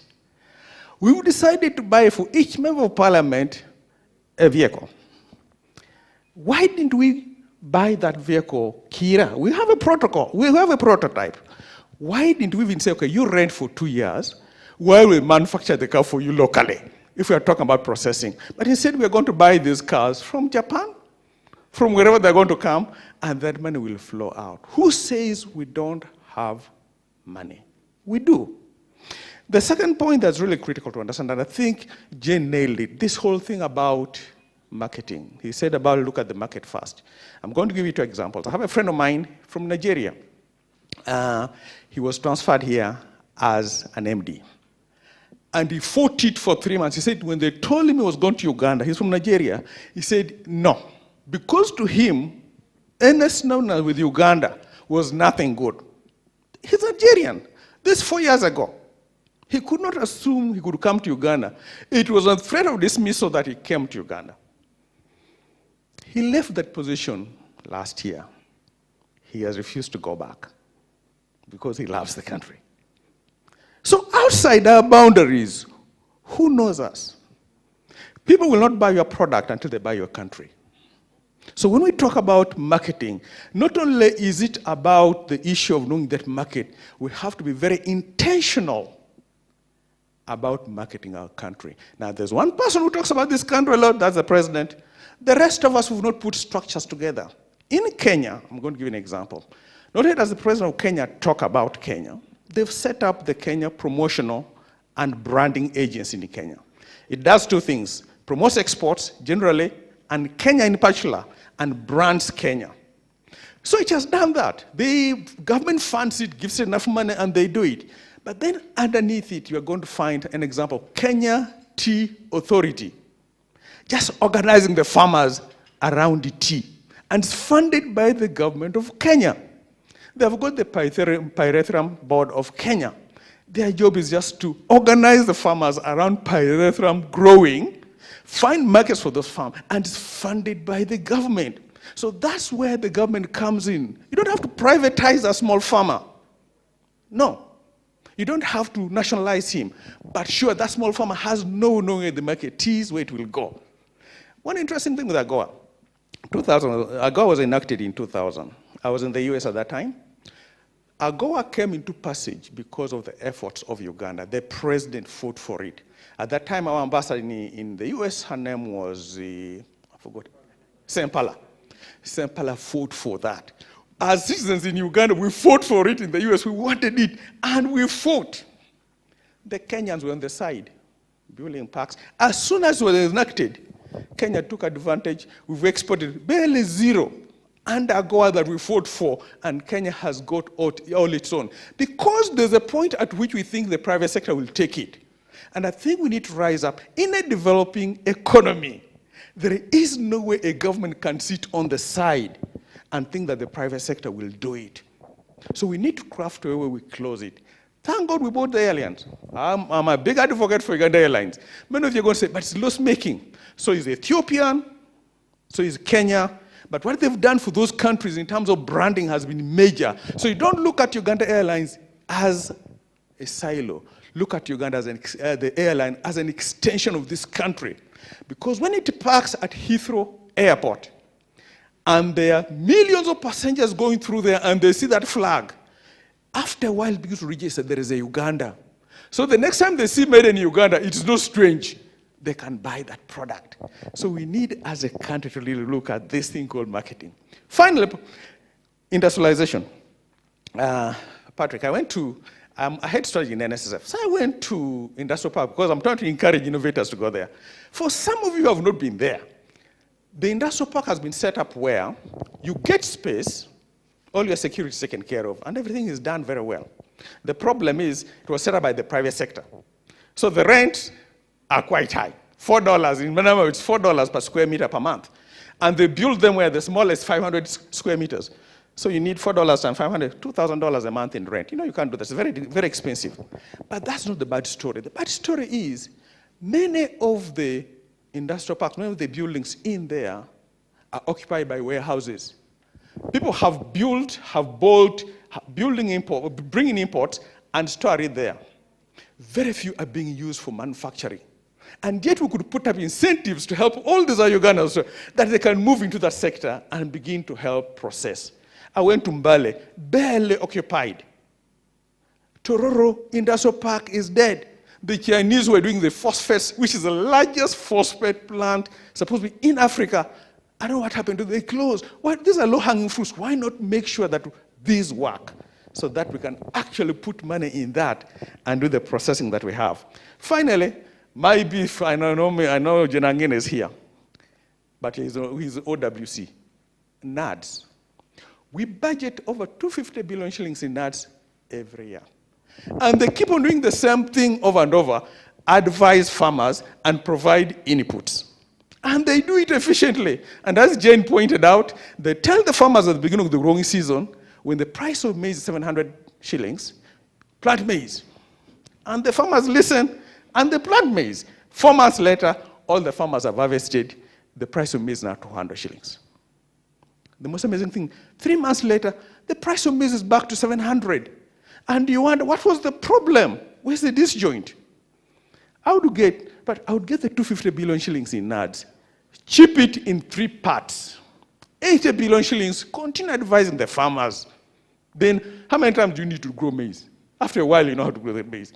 80 billion shillings, do that. 80 billion shillings, build silos, across the country. Even if we eat it, surely with 80 billion shillings, we can build a silo for 5 billion and cleaning machines across this country. The other 80 billion shillings, do what Kenya Pilot 300 does or Kenya Tea Authority does. You give the farmers a forward price. Now, I'll buy that maize from you at 500 shillings, fixed before you even plant. I can tell you something. If we do that, because then we'll have 1 million bags of maize in our storehouse, cleaned, good quality because we control where we stored it. As a state, we can go to Malawi and say, I have 1 million kilograms of maize, I'll sell it to you at $1. And in 4 years' time, we make NAD self-sustaining. And we can do that crop by crop by crop using our own money. We have enough money. Thank you. Thank you, Patrick. Just still wondering who should build the silos, government or the private sector? Why don't I begin like Jane said, with the Malawi people, do you need maize? So that even before I harvest, I know where it is going. Shouldn't we be thinking of combining the Ministry of Trade with the Ministry of Foreign Affairs to make sure we market the country, because it's foreign affairs out there? I know some people have done this. I'm trying to peep into the president's window and see what he's drafting on that desk, because the biggest thing on his desk now is his cabinet. If I can merge them, maybe we'll be moving closer to the numbers you've talked about. 350 million people have 530 MPs and Senate. 400, we have this. So how should we restructure government before we can double the salary? I'm still speaking to those. We are putting the budget into perspective. I'll be getting to General Ngina in a minute because he has been scratched, but I want him to calm down. Generals don't just rush to a bullet that has been fired out there. They take time to say, was that a bird? Was it one of my troops? Was it just So I want to get where is Keith. People are talking about investment, patient capital. And me and you have had a conversation before where Patrick borrows money from Stanbic and Citi and invests it in UDB and calls it equity. How can debt become equity? We have a problem here, going back to BCom school. This is debt. Now, we have people who have lent him money, he has assets. Is there a possibility of a debt equity swap? You deal with capital markets, which is patient capital, which is encouraging people to list. How should we do our financing, really? We have a budget that has a deficit. Told us we had 6 trillion to borrow domestically.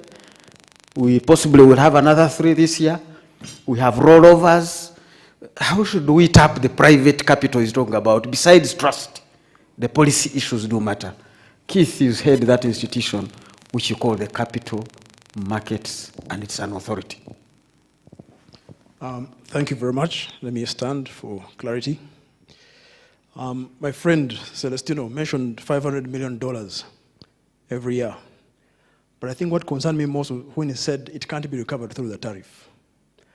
And in the private sector, you ask, then why do you invest that money if you can't recover it through the tariff? Are you connecting homes that are sparsely populated, that are dispersed all over the country at a very high cost for no real value? We're seeing solar costs coming down significantly across the world. Why can those people who have chosen to put their homes in the middle of nowhere use solar? That $500 million could easily be $100 million. Now, these are the sort of questions the private sector should be asking when it comes to the issue of who should be financing this budget. Talking about debt to equity swaps, I once had a conversation with somebody quite senior in government about the crude oil pipeline. I think the Minister of Finance did mention it, that he was looking for $130 million. He was going to borrow to contribute to the equity portion of the pipeline. That is okay, because that's a short-term and quick way of raising financing. But there should always be refinancing clauses where you give the private sector the opportunity of investing in the equity portion later on. Umeme did it when they issued shares to refinance debt. I think that was the first offer was to refinance debt essentially. So there's nothing wrong with that, because equity is a lot more patient. Yes, it's costly, but for infrastructure, it is certain over the long term. A pipeline, 20, 30, 40 years, would be unhappy with an 8% return in dollars consistently? You know, sure, this is going to come, but that's a good equity investment. And equity investors, you're talking about all these people in Europe who are earning negative returns. That is very true. But as I was just sharing with my brother here, it is about scale. You know, those guys won't move their money from Europe. They won't move, you know, $50 million, $100 million. The reason why it's parked there is because of scale. So we need to aggregate as much as possible. Even as we're talking about the parish model, let's really focus on aggregating as much as possible, because it costs too much to finance a small-scale operation. And that is why the cost of financing ends up becoming high, even as a country. I think our cost of financing remains high because of the overall scale. So let's aggregate as much as possible. And we see that in the ICT sectors. And that is why I think Mr. Chalap mentioned the issue of cooperatives. That was the whole purpose, you know, collective bargaining, etc. Let us scale up. And when these agencies are scaled up, they've aggregated their operations, their production, etc. They're able to command a better price in the markets. Then now they can those guys out there with money can now pay attention. The NSSFs of this world, that's why NSF cannot invest directly in businesses. They've got to invest through private equity funds, which then invest in the businesses. It's very inefficient for NSSF or UDC or anyone try and invest directly. Well, UDC can shape itself up into a private equity fund. But then there's a certain level of scale. You keep hearing that they can't invest below $5 million, or it becomes a bit too costly to invest anything below $5 million. You know, anything below $3 million, you're talking about micro equity. The amount of effort and time it costs to invest in a small venture is the same as what it takes to invest in a $30 million venture. So let's aggregate as much as possible. Thank you very much. Very interesting conversations here on how else can we finance not just the government budget, but development in this country over a long span, over a long horizon. Shouldn't government just be speaking to policy? Why is government borrowing money to do investments here and investments there? And yet, if you only came up with a policy that aggregates the different investments, then the Europeans would begin to see us. Patrick, it looks like no matter how loud we shout, when people look back, they only see 10 million. I also know you also see these things. When you want to invest, you don't invest $1 million. You don't invest $1 billion. You want to invest $1 trillion. But when you look around, there is only government visible. So how do we really focus the government policy on what? Should it be building silos? Should it be distributing inputs to farmers? Something that Sasakawa is doing and some other entities? What is government doing? Why shouldn't NADS literally be disbanded? What is it doing there? I grew up, I was no NADS and we were planting. Cooperatives were giving us the planting material.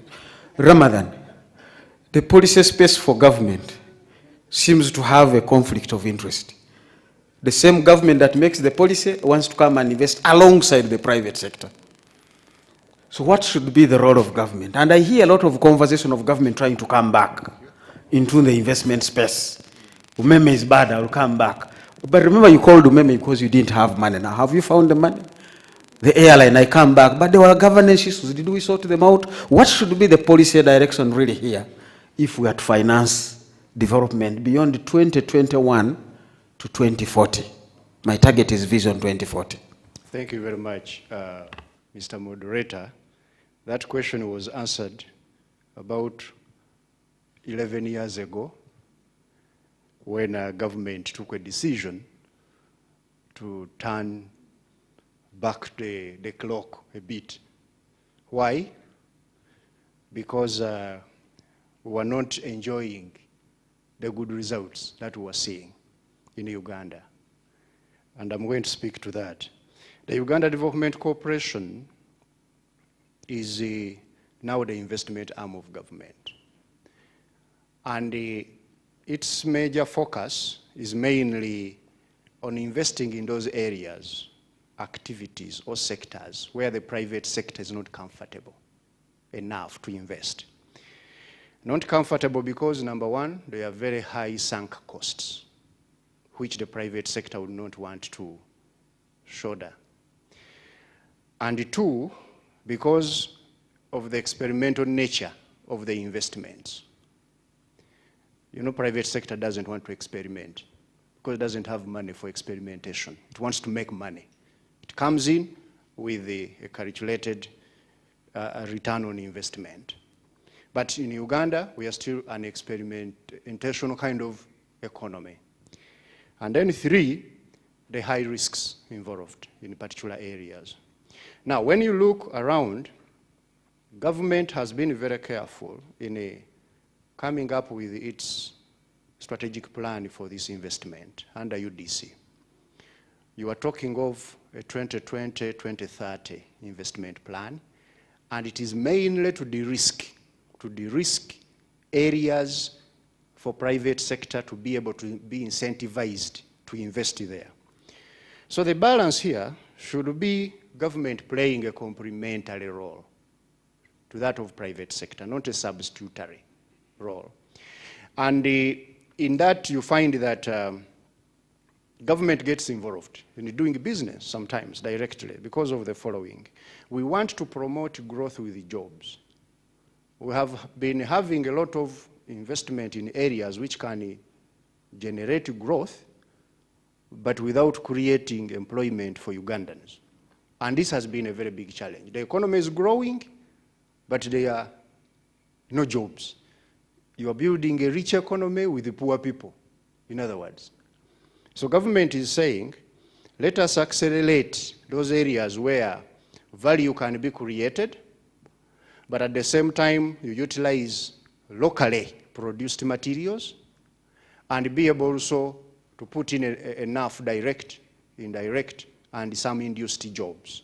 And that's where the demand of UDC is. And also the need to improve the country's trade balance.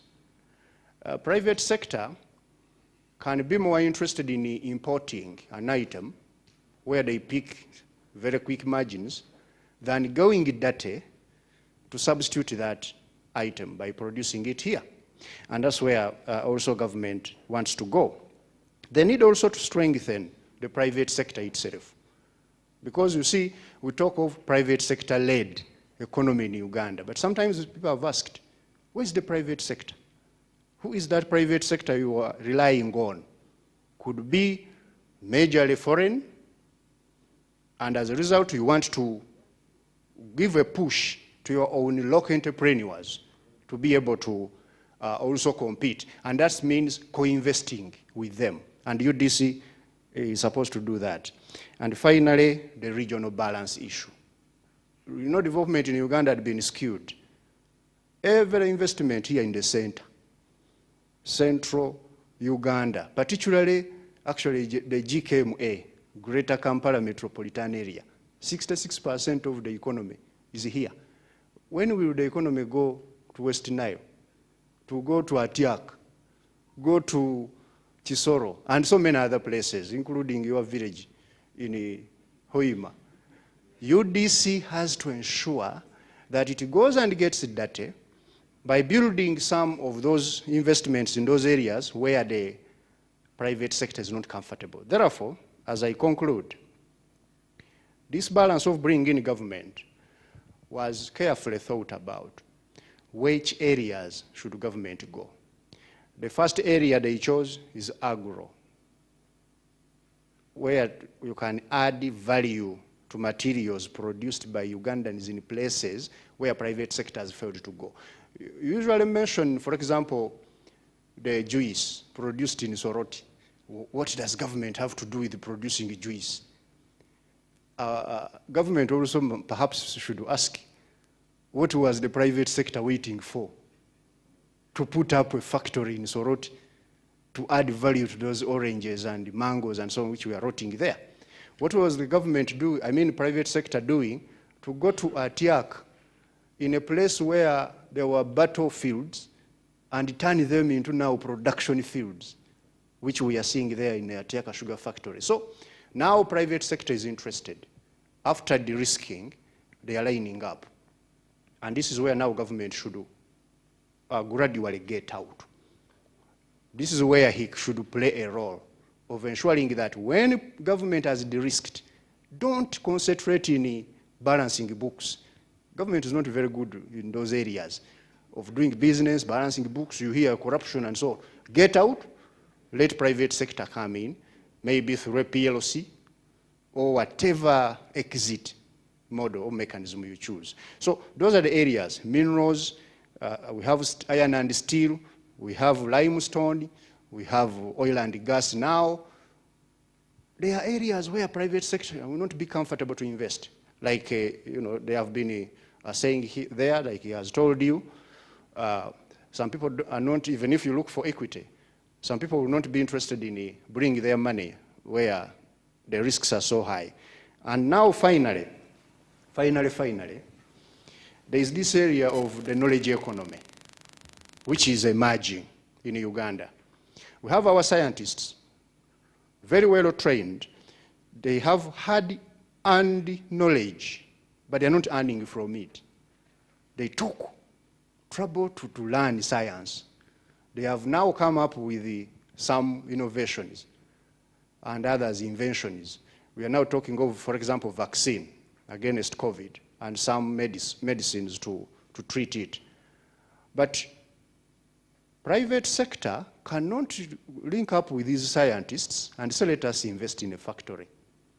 It would require government to work with these scientists and first de-risk that area. Once they set up factory and they produce vaccine and people see that they are vaccinating and they're earning money, you will see private sector will line up. But for now, they are looking aside. So those are the strategic areas why government should do business. Quite interesting areas. We are just praying that you don't increase the risk as you try to de-risk. Because then the guys will still sit on the fence. We have been trying to invest in the steel factory for the last 20 years. Somebody came and set up here his roofings, hoping he will one day benefit from that investment. It hasn't worked.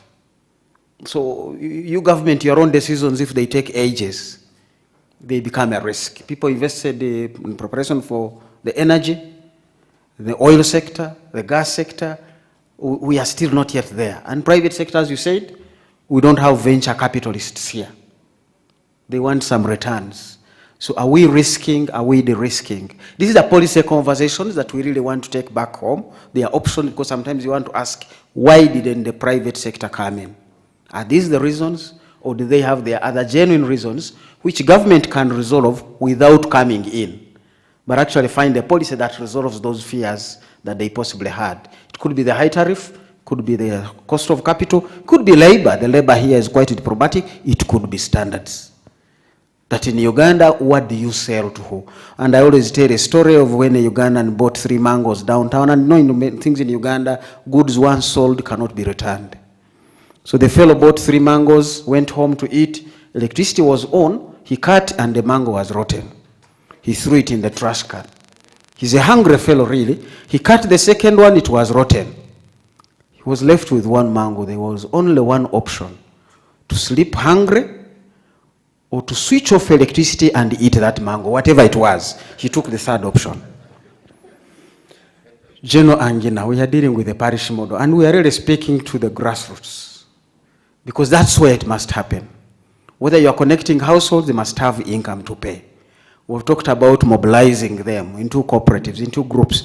The military is in the business of mobilizing people, coordinating them. It's one of the most efficient machineries on the planet.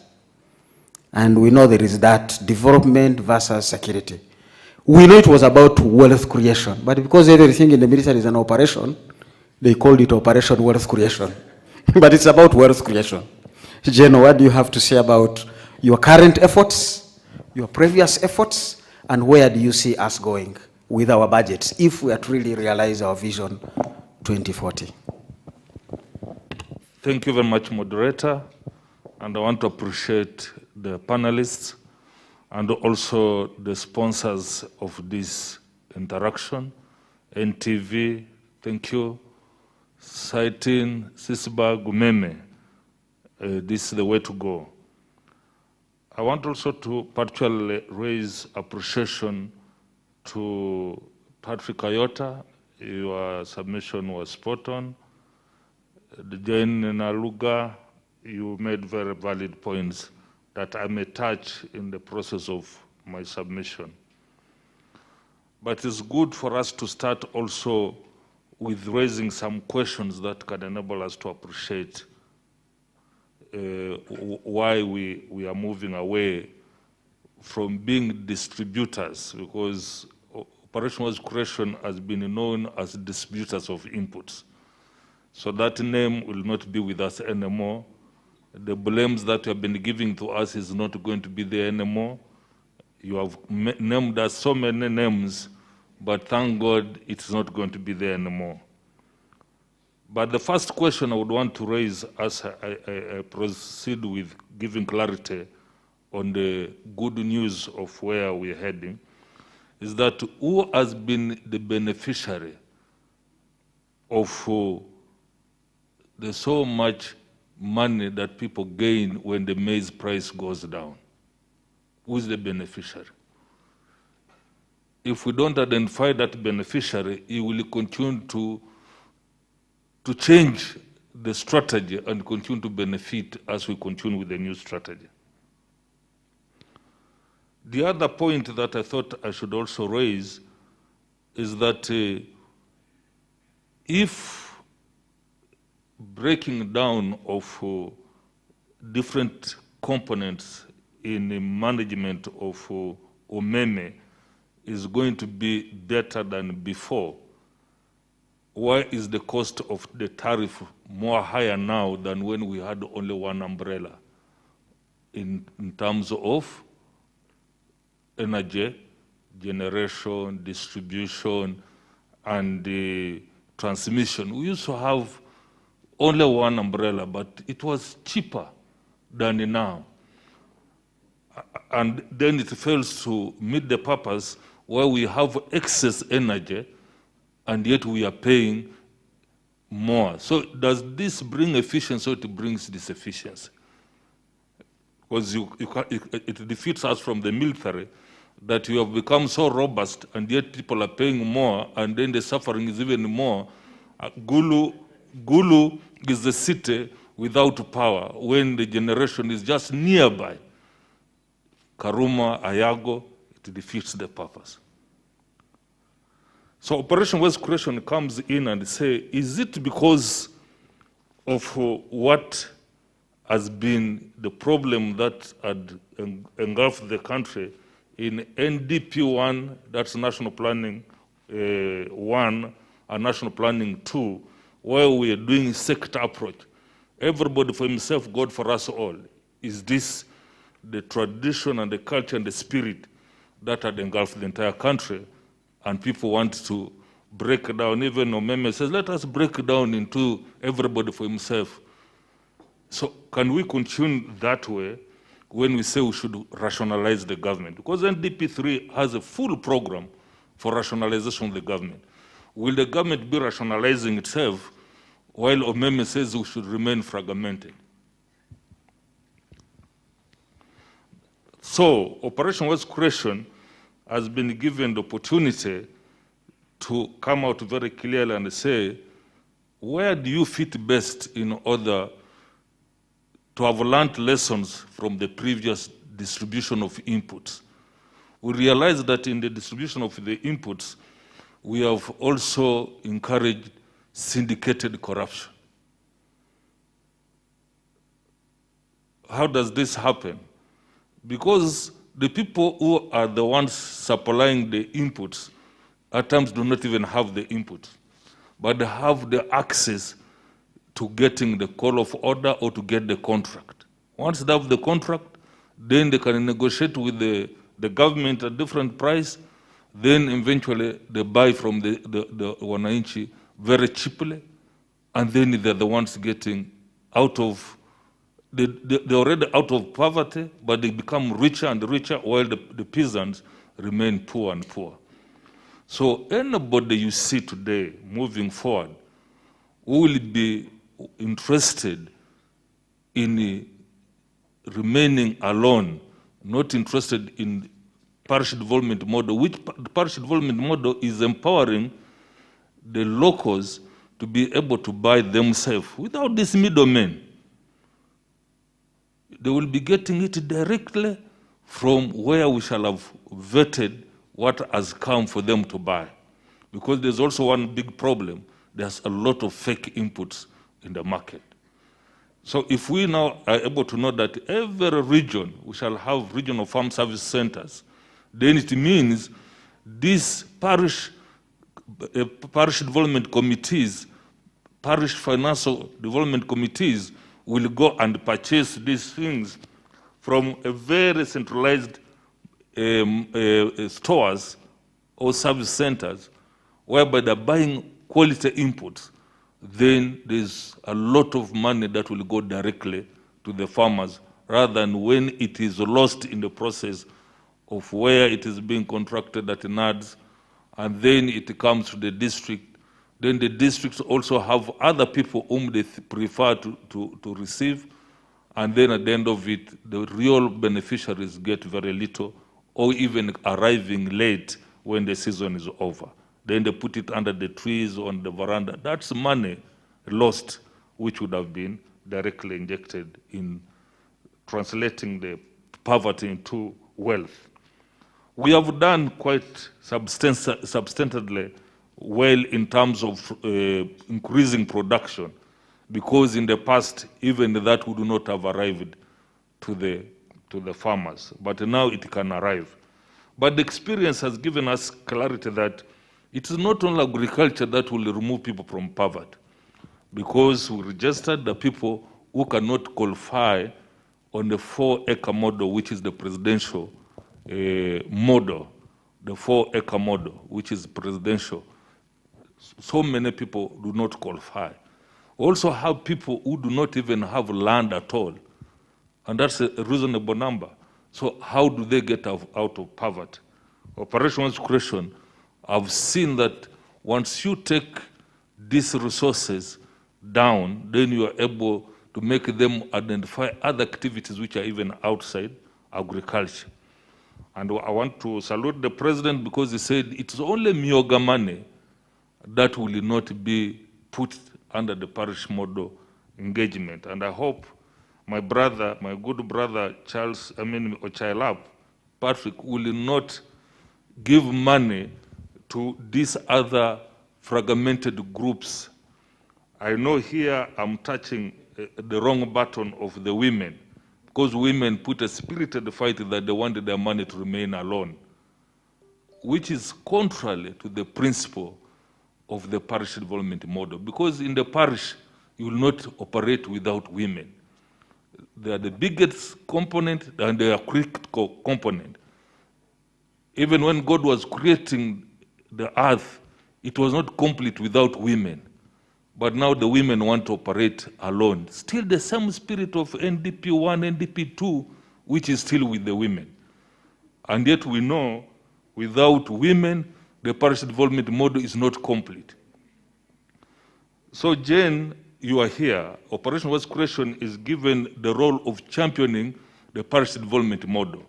The means of local government are the ones going to coordinate and are going to do all those main activities. But for us, our role is very clear, is to champion, to make people appreciate that it's a good move, whereby you'll not say OWC is giving cows that are doing family planning. Now that will not be there. Or OWC is bringing the inputs that are not germinating. Or they're bringing inputs that are coming with the fall army worms, because it has an army name in it. So all this will not be there. Things are changing for the better, and for therefore, women should not be given that vote of Women Livelihood Fund. Women will get their fund more and beyond what they were getting at the means of gender. To conclude, I know I have little time, but I would wish to have given more than this. There are critical things that we needed to look at in order to get better results. One of them is that why people have continued to enjoy enjoy corruption, because out of the money they get out of corruption, they can buy themselves out or live comfortably. A few times maybe in prison, and they come and they will be guests of honors in all this function because they will be very loaded. How do we make them lose appetite? Because if they don't lose appetite, it will be very difficult to defeat this vice of corruption. The military, when it was given the challenge to face with the operation of cattle rustling, where there was a lot of raids, but somehow they were able to give the rustlers and the raiders to lose appetite because there was a lot of sanction and then some rewards to the people who were disciplined. So therefore, this particular parish development model, in line with a new reform, which is called the Apex platform, which Apex platform is a new reform where the president will be in the seat of this forum, and then we shall have the prime minister, we shall have the Minister of Finance, and the National Planning Authority. The effort in this Apex is to ensure that there's sanctions and rewards for those ones who will be doing well. So Operation Wealth Creation will be the one looking at who should be rewarded really in terms of engaging different stakeholders and even non-state actors will all attend different engagement Operation Wealth Creation will be having. And we are also going to ensure we come up with special reports to advise the Apex platform on policy change and also in coming up with better strategies by having think tankers from different walks of our country in order to be able to give really good recommendation on how best we can deal with the challenges we are facing. So for the market being enough, there's no doubt about it. But the worry why the price goes down are fundamentally three. One is that some of these products are perishable. For instance, the pineapples, Jane, as you were saying, it drops to 1,000. From 3,800, 4,000, a big pineapple, it drops to 1,000 because it's perishable. But the solution to that is dryers, because there are countries in the world which wants dry fruits. You cannot exhaust the demands in the China market. The China market is huge and they want dry fruits. And yet, for us here, to put a dryer, which is the first primary processing, just adding value by drying it, and you have the market. This can be attained. The second consideration is that when we say farmers produce pineapples, we should also be able to have a contract with those farmers. And you can only have contract with the farmers when the farmers are organized. And the organization of farmers is parish development model. And we cannot be even able to have very good market when we do not know the amount of tonnage we are going to have. So parish development model is going to have all farmers registered and give the farmers areas that we know that in this particular parish, in this particular district, we are going to receive this amount of tonnage of this product. And the cabinet, the president and cabinet have come very clear and given us the 18 now production lines. What should be produced? Let people not produce what is not of volume to attract any primary processing or cottage processing facility, because you produce very little, and that very little is not sustainable. So all this, the parish development model answers. So anybody that we see does not support parish development model by any aspect is an enemy of the people. And that is a general talking. Eh?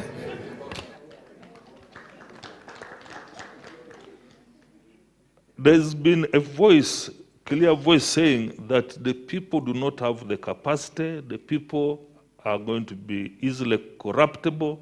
How do you give people money? This is what the corporate bodies say. We must corporate responsibility, you must take back something to the people. Is that not what they say? Corporate responsibility, what do? You give back to the people. Now we are trying to take money to the people. People say, no, it should not go. If they are corrupt, let them also test the corruption. They are the ones who have been giving this money. We collect it from them. We exploit them by buying it cheaply from them. Now when we say take the money to the people, they're not supposed to give accountability because it's supposed to be revolving. Let it revolve within them. Once they're okay, then the whole country is okay. We have tried for all these years without them, and we are saying poverty, 68%. Now, why don't we change and also take the money there so that the money is with them throughout? Then the corruption aspect will die, because now they will be the one checking. If the MP wants to corrupt with them, they will throw him out. If it is anybody who has been taking advantage of them, now they know that you have always been exploiting us. You have been buying our maize very cheaply. Now you want to come and exploit us again? They will check them. So the opportunity God has given us, we should maximize it. Finally, what are the principles of the parish involvement model? Because if you understand the principles, it makes you appreciate it better. The first one is focus. It is very focused, and it is aimed at ensuring that all the aspect of farmers being so disparate because they can sell their land because they can't afford to take children to school or even simple, but now this will organize them that they can borrow within themselves and they will not be disparate. Two, they will get very organized in terms of primary society, secondary society, and ultimately climax as a cooperative society, either of traders, of farmers, of industrialists. Those ones will be doing primary and secondary society. I mean, primary and secondary processing. Number three, they will be getting very clear transparency and accountability, because it is within themselves. They account to themselves, and they will be able to deal within themselves of all the shortcomings. They can say, Angina, you cannot be in this finance committee because whenever you see money, you begin developing very fun ideas. Number four, collaboration. They will be collaborating to ensure that they pick their priorities. For instance, now we are talking about silos in different regions.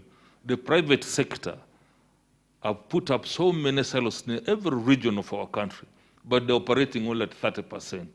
What is the problem? So if you're going to put more silos, when for them they've put silos and operating at 30%, that will be dead capital.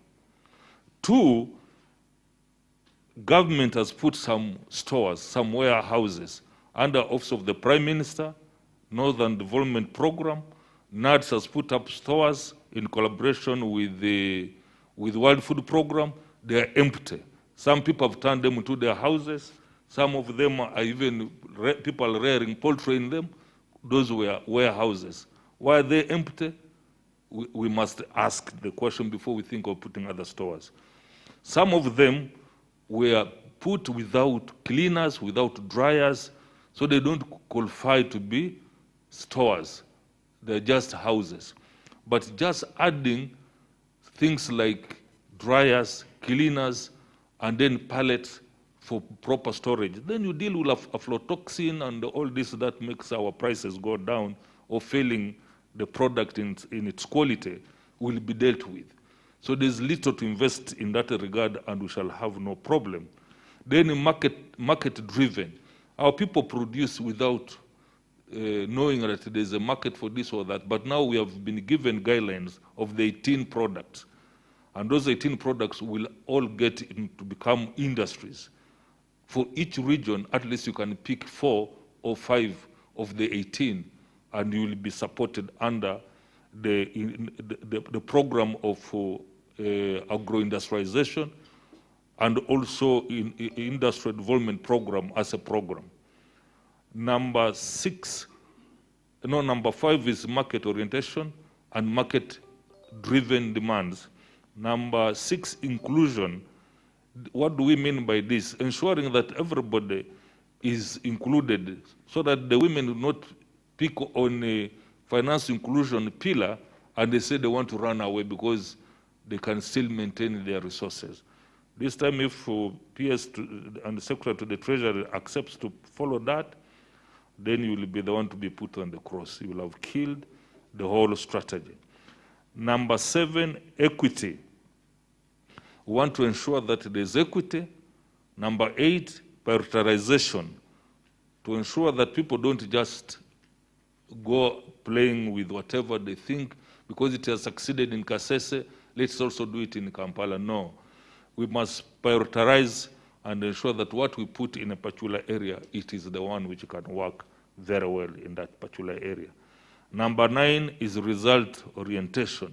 So you can see that the 9 principles of parish development model clearly shows that it is well thought through, and the 7 pillars, it's the one which people did not appreciate, including our members of parliament. And they only debated the pillar number 3, which is financial inclusion, and it diverted most of the people thinking. And yet there are 7, bring about 1.9 trillion. But we are only debating the 4.4 billion. And they decided to take away their money and left only 200 billion to start with. Can we bring back the rest? Because in presidential inauguration speech, he said only Myoga will be left aside. So finance, if it's still the corruption which they mention is this, you allow any money to go away, this time they will tell us to come after you, we shall be justified. I beg to submit. That is submission from a general. The one thing I know about generals is a foreign general who was addressing a parade and he decided to tell a joke. And it took him 10 minutes. Then he said, this man, can you translate for them? And this man said one sentence and everybody laughed. He said, how did you convert my long story into such a short message? And the man said, well, in the military we follow orders. I've told them Afande has said laugh. Now you can laugh. But the orders are very clear. And I think this is speaking to integrated economy. I was looking through the National Development Plan. By the end of 2018, we had 1.4 million consumers connected to electricity. This is the National Development Plan. Now, majority of these, 92%, were domestic consumers. The very people we said don't even consume it. So how do we make sure these households' incomes rise for the 92% of the people who are connected to the grid, so that also the tariff can begin to contribute towards financing the sector? These are policy issues. These are budget issues as we go forward. I'm going to pick 3 more submissions from the floor, and then I'll come back to my panelists to wind up because my clock is running down. Jeff, money is long-term, money is short-term, money is small, money is here, money is not there. Jeff has been in these financial issues of putting monies together.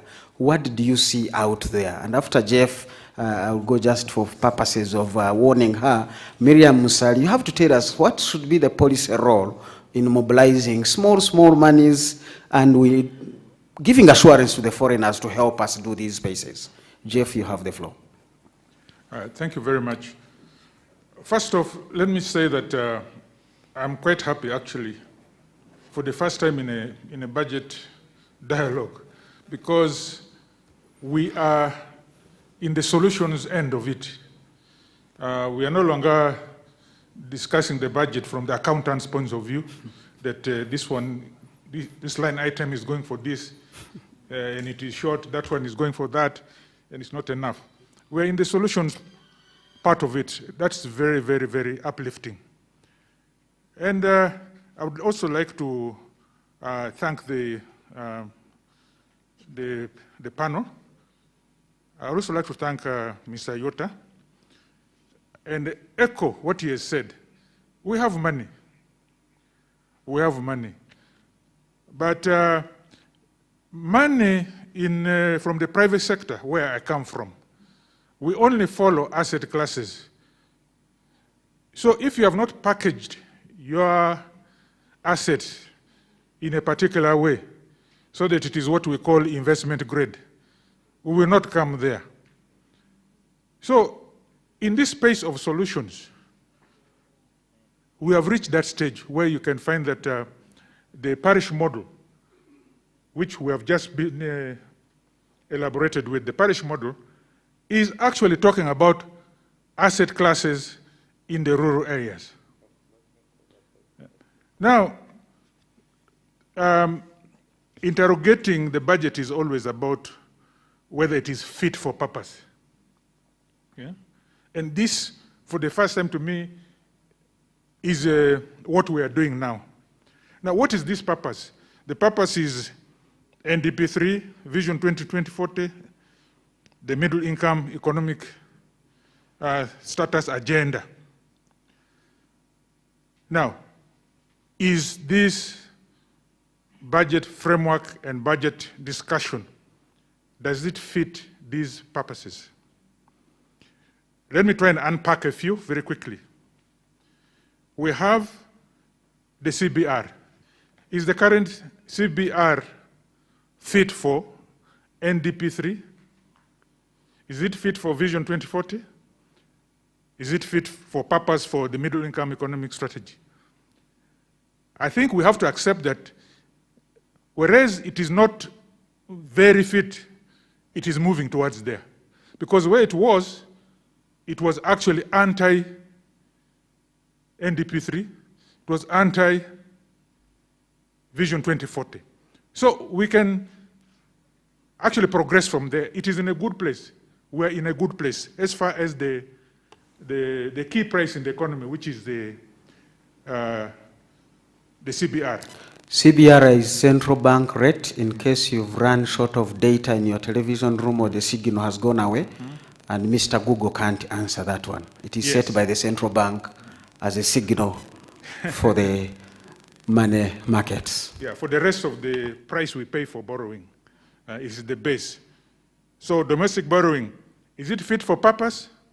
It is not, but not because of the CBR, really.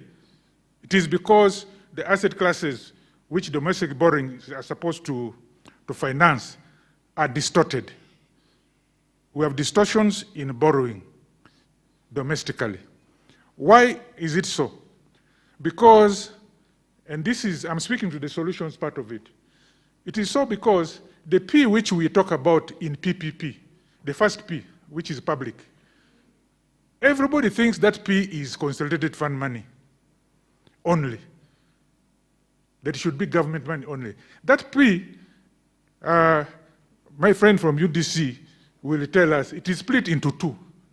The first P, it is public as in government. Then there's a second P, as in pools of money from the private sector.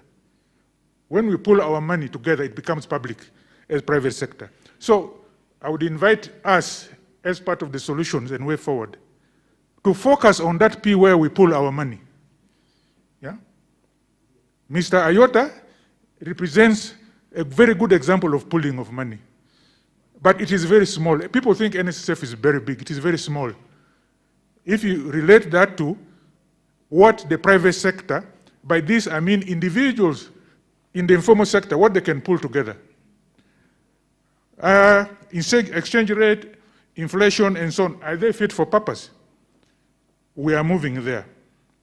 We are moving there. Now, there's been an elephant in the room about the 2020. 2020 was what in schools they call a dead year. Because government decided to save lives and to switch off the engine of the economy to save lives. But if we decide to take advantage and review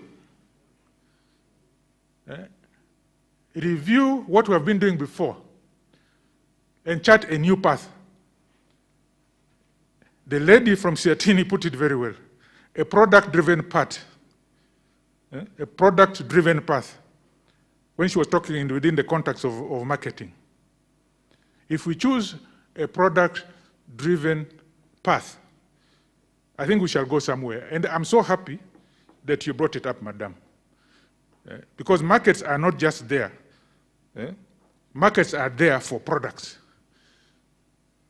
And this is where the General has been talking about the parish model. The parish model is also about products. So we are actually in a good place. We are talking in the same language for a change. Now, I want to conclude by focusing on the key aspect of this. All this budget dialogue, NDP3, Vision 2040, there is one key aspect, that is human capital development. We must really position for that. We have ignored it for a long time, and whatever effort we make, if we don't look at this, in the private sector, we speak very plainly, our education sector has collapsed. And that presents, some people who are fond of challenges will say that's a challenge. But for us, we say that's an opportunity to reboot. Reboot so that our education system now becomes compliant with NDP3, Vision 2040, and so on. Finally, I would like to invite us to forget this notion of subsistence agriculture. It is, for those of us who come from rural areas, and we know a little bit of finance, there's no such thing as subsistence agriculture. These villagers, even the one on 1 acre, grows for food and grows to sell some in the local market. The word subsistence was brought about by the colonialists. If you didn't grow cotton or coffee or tea, you're in subsistence. Yeah? Now, for the parish model, this is where it comes into perspective. These people who bring their food in our markets from their 1 acre or 2 acres, they are not in subsistence. They are bringing to sell, trying to get a price. Now, unfortunately, it's the market which is making that price for them, and that market is often distorted because of the arrangements, the lack of arrangements which the parish model is now trying to what? To fix. So it is very, very important that we treat the farmer correctly by valuing their output, their input in the economy through their output, which they have demonstrated during the dead year. During the dead year, the only people who were working were the farmers. We never starved. They sold their produce, and we are still eating from them. I would like to stop there. Thank you. Thank you, Jeff. You know, I'm going back. Economic recovery program had a very important aspect of getting the prices right. This is basic economics that very many people do not get to know. Price relatives, getting the prices right.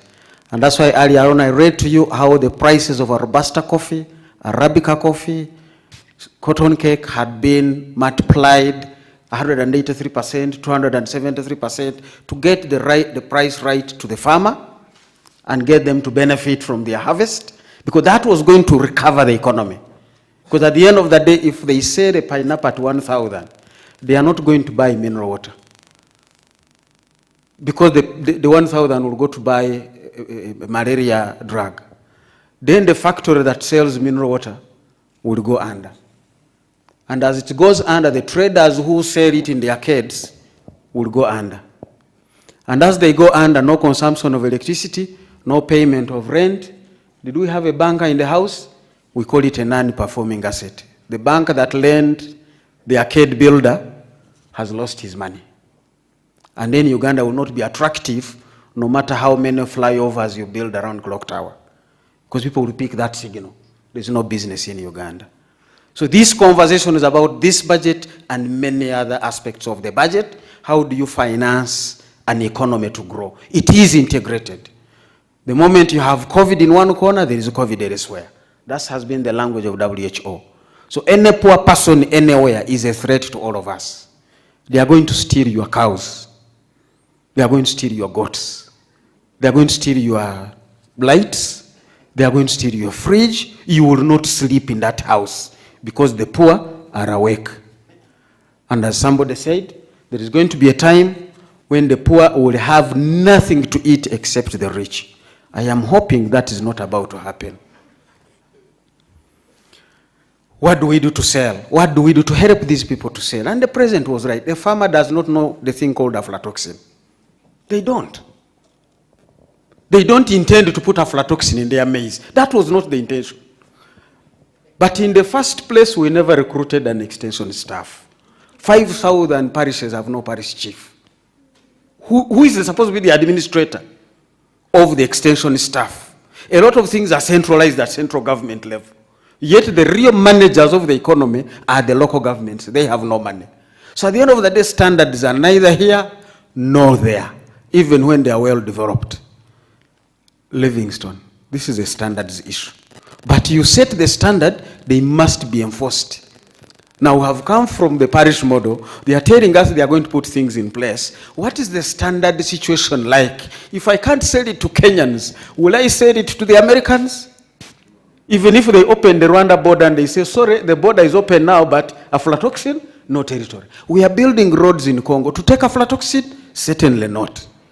So what should we do with our standards? And we're going to get into this conversation and end up on the taxation issue. We need to finance development. We've talked about private sector financing. There must be government financing. And Sarah is going to be coming to talk to us. What is it that we're seeing in the taxation? David. Thank you, moderator. David was my former boss, I think. And also now I'm still your former boss. You see, once a boss, they never end, these guys. Thank you, Dr. Mumuza, and our great panelists and comrades who have spoken before me. I always complain that we have a problem of quality culture in the country. And that even within us, the top policymakers, we still don't appreciate the role of quality standards in competitiveness of businesses, in competitiveness of enterprise, and in competitiveness of the country. Moderator, there is no wonder you have called me last as a standardizer, yet I would have been first, because quality must actually be put ahead of every productive activity, every value-adding activity, and that's what we need to appreciate. You needed to hear the mess around.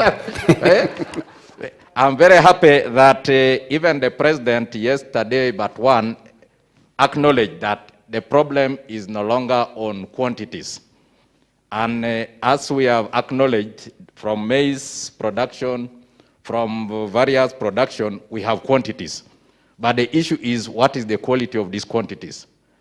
The focus now has been that we produce more for the stomach, but soon we shall saturate production for the stomach, meaning that our local domestic market will be saturated with our production capacity, with our manufacturing products, with our various outputs.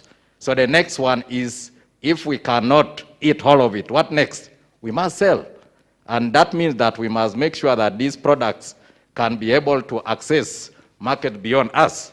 So as the Uganda National Bureau of Standards, we have already decided to go ahead by making sure that we provide all the necessary standards across the various sectors, the core sectors of our economy: agriculture, engineering, chemicals and cosmetics, management services. So we have mapped that in every productive activity or value addition in our country now, you are either doing production under agriculture, that is agro-processing, you are either doing this under engineering, that is steel, construction, and name it, You're either doing this under chemicals and so on, cosmetics, lotions, and all those beauty products, you know them, it's a big business, or you are offering management services, hotels, tourism, education, and so on. So we have provided all this stock of standards across these key sectors of the economy. So the issue is, how do we make sure that we increase uptake of these standards to focus on making sure that they enable us to access the market beyond. Of course, the president also emphasized that what is good for us must be good for those outside. And I think that was his key message. That why are we complaining that other people are rejecting our commodities, and yet it seems we are happy to consume them. So the Bureau is also responsible for protecting our own, despite focusing on giving market access. So we have harmonized these standards across the region. East African region now, when UNBS certify a Ugandan product, it should freely access the East African markets as harmonized standards. So that is one of the enablers for market access beyond the domestic market. But we have also gone ahead to start engaging at the African continental level. You are aware that effective January this year, we already own the African Continental Free Trade Area. That's a huge market. And you are aware also that we have an African National Standards Body, which is called African Regional Standards Organization. We have already engaged this discussion with them to start harmonizing our standards across the African continent, so that, again, a Ugandan product should freely sell across Africa, so long as UNBS has certified it. So that is the enabler and the facilitation we are making as UNBS, and we are saying that, can we make sure that as consumers and as producers, we embrace the quality culture and stop looking at it as a UNBS thing, but your thing. Because quality standards are good for you, not for UNBS.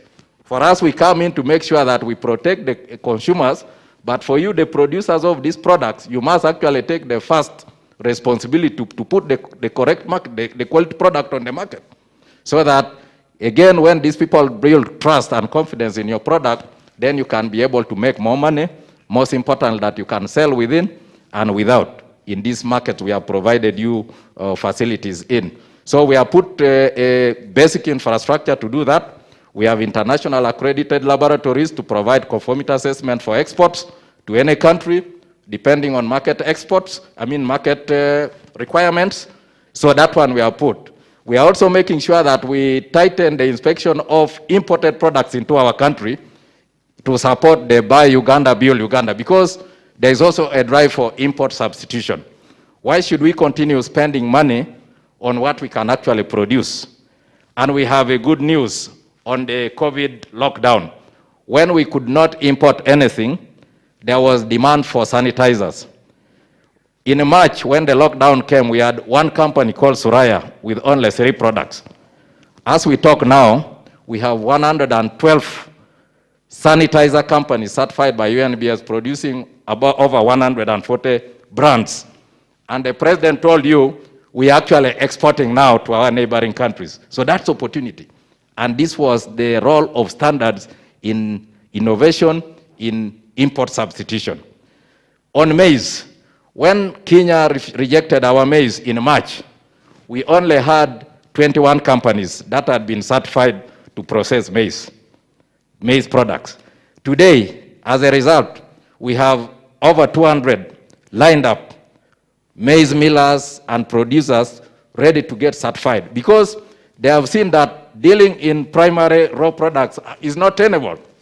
You can only guarantee the quality of maize if you add value. You first of all extend the shelf life, but you are not in a hurry to take any price. Like we have had, that you see, if I cannot get 500 shillings per kilo, then I can take anything. With value addition, you can actually insure against that. And we have been telling these people that instead of you coming to UNBS to certify a truck as required by Kenya, 30 tons, why don't you certify your company, your factory, so that you're able to mill these products, add value, and get other products, the PSST was saying. So we are saying that we must go to value addition as a way to go. to make sure that we can be able to access market. Otherwise, a lot of work is being done by the Bureau. We are prepared to go parish model. We have had a number of meetings that when production goes to the parish, quality will follow production to the parish. And that's what we are prepared to do, so that we make sure that quality first before you start thinking of quantity. I submit, Moderator. Thank you very much. Those, I think, Patrick, good accountability of the monies to UNBS. I don't need to say what you'll say with your team about expanding those investments in that space. I like guava because I grew up eating guava fruits, but now I find guava juice in supermarkets. Unfortunately, it comes from Egypt. And I pay 4,000 shillings per half a liter, actually 300 mils. That's not exciting. But while I'm looking for that guava from Egypt, I'm bypassing Ugandan-made juice because I don't know the standard. I'm really worried whether I will take it and reach home still in one piece. So standardizing those things. But I think this is also speaking to the industrialization agenda. We're talking about agro-industrialization. It looks like we look for industry that can sit in the industrial park. There are all these cottage industries, small things that happen out there. A lot of juice is being processed in Kampala and sold. What support are we giving to those individuals to invest at their level? They are not looking for so much money. Possibly $1,000, $2,000, $3,000, whatever equipment they have. But because we don't trust their juice, we are not taking it. But those who are used to it, maybe they have enough bacteria to deal with whatever it is, are taking it. There is one man really, Dalausi Juice is in Wandagea. He was a student at the university, making juice in his own room. He came out and set up in Wandagea. If you're driving Wandagea just above First Pharmacy, you'll see Dalausi Juice up there. He employs over 280 people, making juice locally. These people are looking for investments. We had investment clubs. Now we're here, they are mobilizing money and it is going into treasury bills. Yet somebody out there is looking for it to process the pineapples so that they can move from 1,000 to elsewhere. I want to ask Musali, Miriam, what happened? We were really driving these investment clubs. I think the policy was right. What happened? What can we do as government to revive these clubs, leave alone channeling the money eventually into wherever it should be going? And I want this money to go into those cottage industries. But first of all, what do we do to mobilize those small monies? Jeff talked about them. We've talked about NSSF. They receive small monies and aggregate them. What happened? I remember me and you being trained here about these things. The person who trained us, I can't trace him. Did he lose his network or his phone? Thank you, Mr. Muhumuza. It's quite interesting for me because when we talk about mobilization of savings and when we look at capital markets and the products in the capital market space, we can't also run away from the fact that we need to have an agenda as government that focuses on growth of capital markets and the products in that space and reforming the pension sector. Those two discussions are discussions that government must have from a policy perspective. Why do I go in that direction? I go in that direction because to mobilize savings, someone must give. There must be an incentive if people are to save. Now, when you look at the capital market space, one of the things that we look at capital markets is how do you widen, for example, the investor base? You widen the investor base by making sure that we don't only have Patrick. We have Patrick and 5 mini Patricks. That's what we do. When I joined the capital markets in 2004, we were part of the reform agenda for pensions, 2004, with the same discussion on mobilizing savings. 2021, we have not concluded the pension reform process. That is very sad. That is a big loss. We have lost time and we have lost resources because the pension system must grow from the ground up. An investment club is just level 1. It doesn't even future when it comes to growth of savings. It is just level 1. But how do we mobilize savings? We do a total reform of the pension sector, a total reform from micro pensions, Even Rwanda now has micro-pensions. They have micro-pensions, we don't have it. Look at the unsustainable nature of our defined benefit public service scheme. We should not be having that conversation now. The reform should have taken place. 2005, I was at the Ministry of Public Service, and we were speaking about how do we make the public service scheme sustainable. We are still talking today. So we have to see that reform. Now what happens is when you reform the pension sector, pension funds need where to invest. So they go to the private equity space. That's where capital markets comes in. Where does government loop in? Government gives incentives. If an investor like NSSF is to invest in the public equity space, in the private equity space, do you know how much tax they will pay? It is over 60%. Why? Because the pension fund, the investor, is going to put money into a private equity fund. That fund is going to pay tax of 30%. When there are dividends, it's going to pay tax of 15%, isn't it? That is the fund.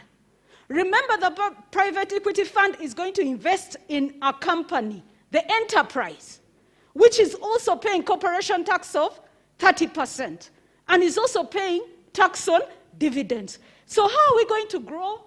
We're going to grow by reforming pensions alongside capital markets, and the small things we are doing like investment clubs are only the precursor. They are just lighting a certain fire down there, and that fire can be lit and put into the economy, and we will see mobilization of savings.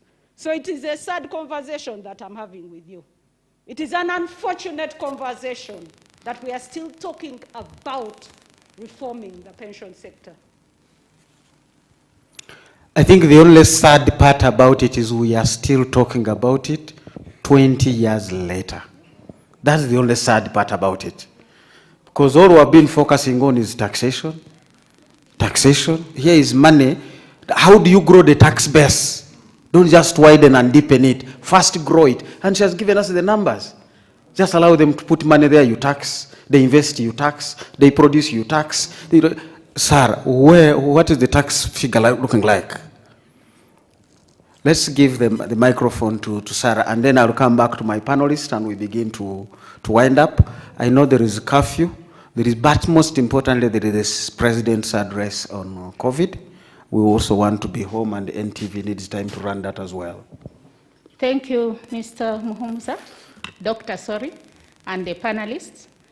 I was impressed by the General's presentation. He almost became an economist and an accountant. We are all in this together. Regarding taxes, I work with Ernst & Young. I'm an associate director in tax. Before that, I was with the tax authority. So I've worked both in the public and the private. But from the private sector perspective, we look at tax to GDP ratio still below the sub-Saharan average, and this still gives us so many unanswered questions. Even when the finance ministry is thinking of financing the budget, we have Mr. Ochaila there. Where does he get this money? We must pay tax to finance all this infrastructure, to finance energy. Energy is a very critical sector for the economy. So we note that really what is very important is last year became very complicated because of COVID. URA is not able to meet the target. We are seeing them not meeting the target this year. Where do we finance this budget? Indirect taxes still play below the target. We are looking at taxes like VAT. We are looking at excise duty. And specifically, even in this discussion, we talked about looking at the grassroots and how to support them. IT becomes a very critical area. As you support those village people, the parish model, we are looking at farmers who may not be very literate, but they may be able to get a smartphone and check the weather status. I come from the extreme district near the border, Bukwa. It has not rained there since April. The maize is all wilting because farmers planted, they didn't even know whether there will be rain. They need this technology with them. So as government talks about supporting with the Myoga and inputs, how are we handling things like metrology, technology to support? We are now putting the 12% excise duty on data. This data is needed by everyone now, even with this COVID. Is it possible that we would have avoided that and looked somewhere else? Government desperately needs this tax. If you look at indirect taxes, they are regressive in nature. I will buy this bottle of mineral water at 1,000, and the poor man will also buy it at 1,000. So you find that the incidence of tax becomes very high for somebody who is poor. How would we mobilize this? We must be able to work. Household incomes must improve so that people can buy goods and services. And in this way, we are able to collect indirect tax. URA is still struggling with the implementation of EFRIS, electronic fiscal receipting services. The aim was to make sure that there is no loss of revenue, especially by the manufacturers. The standards guy was talking to us about the sanitizer people. We want to count all those bottles and make sure there is some excise duty may be paid by manufacturers, by people making waters, juices. How do we pick that? Through IFRIS, because we were able to stamp each and every, URA brought the software. We have to make sure that we now go into the URA system and receipt each and every invoice. This is only going to affect multinationals and increasing their cost. Do you expect somebody in Chikuva in downtown to implement IFRIS? It is still a nightmare, I'm telling you. And what I can say is that the informal sector still remains untapped because it is still a nightmare for government and for all of us. We must all pay a fair share of our tax to support this economy. I submit. Thank you, Sarah. You're talking about IFRIS. I heard the word electronic, and it reminded me of electricity. I don't know whether IFRIS can run without electricity. It's a data-driven thing. It's electricity moving around. I'm getting back to my panel to wind up this conversation. But we talked about taxes, and really taxes need to be very, very strategic. I've been following a sad story about tobacco. For some reason, the factory shifted to Kenya, but actually left somebody here to manage the growing of the tobacco by tobacco farmers. Some of the richest people when I was growing up were tobacco farmers. The Bunyoro region, Mitiana, Ntoro, and then West Nile. We grew tobacco, and that's how some people went to school. My parents couldn't grow tobacco because of their Christian values, so they grew coffee. There was always an alternative, something to do in those villages. But now we said we want to add value before we export anything. So we put a tax on anything that was going out unprocessed, including tobacco. The tax made us uncompetitive in the region. The Kenyan factory forgot about the Ugandan farmers and moved on to Burundi and Congo, and that's why the tobacco is being grown, transported on Ugandan roads into Kenya for processing, and then the tobacco comes back to be sold through a supermarket that is recently launched called Akamwesi. So where is the integration? Where is the logic? This man is suffering. The demand for electricity is hardly there, just because we are poor. We want policies that make us poor. I'm going to end with Patrick. Let me throw the dice to Celestino. You have had the conversation. What is your take? What is your last word for us? Yeah, for me, my take is all the way from the president's speech, all the commentaries, NDP3. The job to be done is very clear. Electricity is at the center of everything. We know the new job to be done. It is reduce the cost, make it reliable, take it as far as possible. And listening in to Keith, again, we were looking at the statistics released about 2 weeks ago. Solar is taking up a lot of space. We see kerosene imports are reducing. We know as Ugandans, we are not community-based. We live far off each other, so the grid will not reach everybody. So looking at innovative solutions where we can use solar home systems or mini grids to accelerate access for households, while focusing on electricity for industrial production remains very, very, very important. As I indicated, if you have to increase the installed capacity, it's now going towards 2,000 megawatts. Maximum demand, I was checking last month, was around 743, including exports. So really, and this is renewable energy, River Nile continues to flow. The job to be done is how do we get the wires and deliver this power to where it's required? And as I indicated, all that requires investments. Not today, it should have been done much, much earlier. So financing that requires money, which can be combined both private and government, but government, of course, taking a biggest chunk of this. And as indicated, it's not that you deliver power and it's needed immediately. No, you first put the infrastructure. The demand might be low. What we have seen is over a period, the load builds up, because when the power is there, then people start buying motors, improving their household equipment, and so on.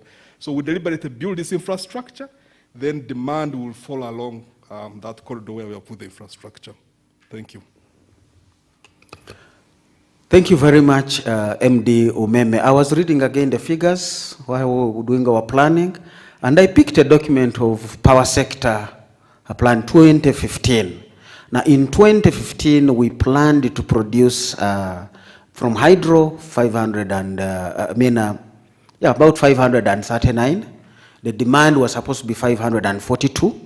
Now, in 2021, according to that document, the demand should have grown to 784. That was the government plan. But the production, 2,079. So they provided for a reserve of 1,767. What kind of planning is this? That you plan to have reserve power instead of planning to increase household incomes and people can consume it, and you're attracting this man to invest, and Keith is saying here, people look at where are the returns. And Uganda's power sector is planned to have a reserve of 1,767 megawatts in 2021. And we're going to blame COVID for this? Julius, you deal with budget issues from the civil society side.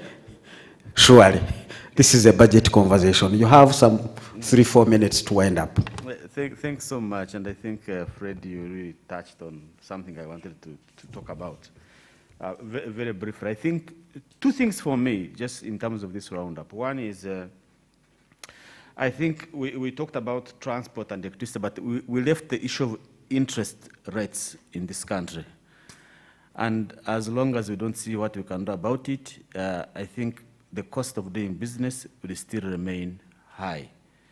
And I remember, Fred, when we talked about it, and I said, oh, interest rates are high, it's at 21, and you even said, no, that's premium. That's when you are good at paying back your debt, but others really can't even go higher. So that needs to be fixed, and I'm hoping to hear what my friend Ochaira will talk about it.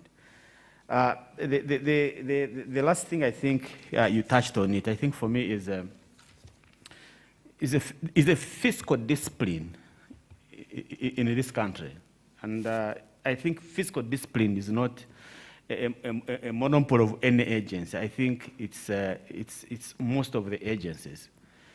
If we don't improve on the way we manage projects and programs of government, we are not going to get returns. If you have the Northern Bypass, which is supposed to end in 5 years, now 20 years down the road, we haven't even finished it, we are going to have a problem. And I think even the private sector, one of the things that they have been looking out for was, I should budget for a pen, instead of supplying it to government at 1,000, I must make it 2,000, because government will take longer to pay me back. Those are kind of discipline we need to have within our system in terms of ensuring that we get efficiency in what we are doing. Lastly, on the same on fiscal discipline, of course, is our capacity also to absorb the resources that we have. I also know definitely that it is an area that we need to fix. We cannot keep on saying, let's get more money. We have not even talked about debt. But concerning the fact that even the money you have, you're not spending it, you are unable to do it simply because you have issues you should have addressed. Because by the time you say, I want this road, you should have already said, I no longer have any issues to deal with the right of way. I should have already done that. But you can't sign a contract and then along the way, you know, somebody has a shrine on the road and they say, however, even if you give me $1 billion, I won't take your compensation. They will say that to you if they don't hike the price at a level that you can't even pay. So for me, these are very critical that if we want to achieve the transformation we are looking for, we definitely need to look at that. Thank you so much, Fred. Thank you, Julius. The corruption begins, where did the president say? I'm yet to finalize the speech. I've had social media. Let's switch off our microphone, Julius. But we have had a commitment from the topmost technical people in the Ministry of Finance that he got his marching orders. He's going to make sure these things get out. At the inception level, the time really, and I'm going back to our document, Economic Recovery Program, because this is a recovery time. We are blaming COVID, but I think 30 years we've been struggling to recover. That World Bank document of 1987 clearly said, what are the preconditions to convince the board to lend us $60 million? They said there is broad-based support for policy. I'm not sure we have that. Jeno here is talking about how the parish model, people are still struggling with it. And it's a parish that has always existed since before all of us were born. Discipline in the public service. This was 1987. These were concerns of the World Bank 35 years ago. Consensus on the policy agenda. Government implementation capacity. We are still talking the same. I mean, Miriam Musali just raised these same issues. They make us feel sad. What is making us feel sad is the time. Jane, are you sad like me? Don't be. Because what is making us sad, we found the solution at least. That we need to make progress. To decide to do things and do them. Not just to keep talking. You have the floor, Jane. Thank you so much, Fred. And thank you so much to our the audience. Very, very good points which came out. Jeno, I do support the parish model, 100%, because you said if you don't support, you are an enemy of the people. And if a Jeno says you are an enemy, what happens? That's a disclaimer. So I support. I want to go to the issue of the parish model, Jeno, that we need, and I repeat, to make the market right. And from your submission, with all due respect, you haven't yet captured that. Because you have said you can't exhaust the China market. You can't exhaust the China market. Then two, you said that you are going to do contracts with the people, the producers. Where will you take those products after making the contracts? And when you talk about China, you can't exhaust the China market. That's true. The China market is so big. Which segment, which market, specific market do you want to capture? Let me give you an example of Kenya. Kenya negotiated with China to export avocados. And the issue was, with China, like Uganda, we are running a very high trade deficit with China. Kenya said, by the way, can't we send some products to you so that we reduce the trade deficit? China had a very high tariff. They have tariffs on avocado, but they were able to reduce on the tariff. And China said, you know what, these are the kind of avocados you want, hard cover. Can you supply it? Kenya said, yes, we can. I want it frozen. Kenya said, yes, we can. So what I'm driving at, Jeno, before you make those contracts, get the market. Specific market. Don't talk about you can't exhaust the China market. No. Get the market. Agree. Because today, today the trend, you know, we have been talking about the Continental Free Trade Area. Like my brother was saying, we started trading in January, but we are continuing the negotiations, different stages. But that is not a market. We need to go specifically to a product market, like what Kenya did with China, you know? So it's a product, specific quantity, specific quality, and a product. Kenya today is exporting to China avocados, but even small-scale producers who have about 20 trees, avocado trees, they take to the private sector because the standard is the right one. That private sector who is mobilizing that tells them, this is what I want. This is how you look after it. But it's government which negotiated the China market, you know? So these are the roles. So we need the issue of the market. The product is clear. I didn't see it here.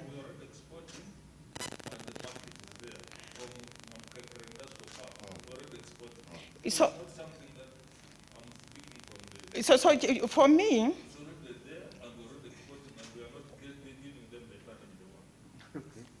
okay. So then that's good. That's good, Geno. But from the and also because what I heard from my brother there, that what if we can't eat everything? Who is going to buy? You know, that it's like what we produce to eat, the leftovers we sell. That isn't right. Because the needs of our market might be different. And I can give you an example of pineapples. The Luo people produced pineapples. They told them there is a market, it can't be finished. They produce pineapples. This private sector man came with a box, big box with squares. Said, bring your pineapples. Is it okay? Put it there. The pineapples were so big because we want the bigger the better, but outside it's different. So the issue of market, then you work backwards to look at the standard, to look at the storage and all that. Second, Fred, please. The last one. Yeah. The last one. I don't want people to miss DST's response. Okay. It's the issue of financing our development. It's very critical. And I think we need to rethink very seriously the financial sector. Somebody talked about the CBR. But we remember there is a time when Bank of Uganda put in place a CBR and it was ignored by the commercial banks. Okay? So the issue of the financial sector. There is a banker in the house who ignores it. He will give us his reasons during the cocktail. No, it's the issue of government control over the financial sector. And this is a sector which leads to outflow of resources. We are talking about illicit financial flows, but we're also talking about capital flight. We are talking what you are saying, Fred, mobilizing small monies. We need to reorganize our banking sector. We won't go into that. But for me, what I have liked about this debate is that we are talking about rethinking our policies. You know, let us rethink. Let us not be bound by jargon, private sector led. When there is no private sector, when the private sector will have a middleman getting maize there, selling here, and all that, you know. So let us continue that rethink. For me, I'm very happy with this debate, and it should continue. Thank you very much. Very good when you talk about rethinking. 2 weeks ago, I had a conversation with a senior person in the ruling party, and I believe this is the message they will take back about the goat market in Saudi Arabia. Remember, we said for who, and then what, and then how. These fellows want white goats. If it is white, they are paying 300,000 to the farmer. I don't want it to charge the other side. And if it is white with tender meat, 500,000. And NSSF has on their website somebody who sold 300 goats and got 120 million. I saw that clip going on social media. So it's possible, but all we need to know is for who, what, how do I produce a white goat with tender meat? That pineapple. Patrick, you've been listening, you are the policy person, you are the budget person. Just give us your two takeaways. I know it has been a good conversation, and there are definitely some things you're going to think. Thank you, moderator, and thank you very much, the wealth of experience and the discussants on this very important topic. I think I summarize in 3 points. Point number one, I'm happy the thinking direction is in unison. We all agree that the choices of what we ought to do grow the economy are all in sync.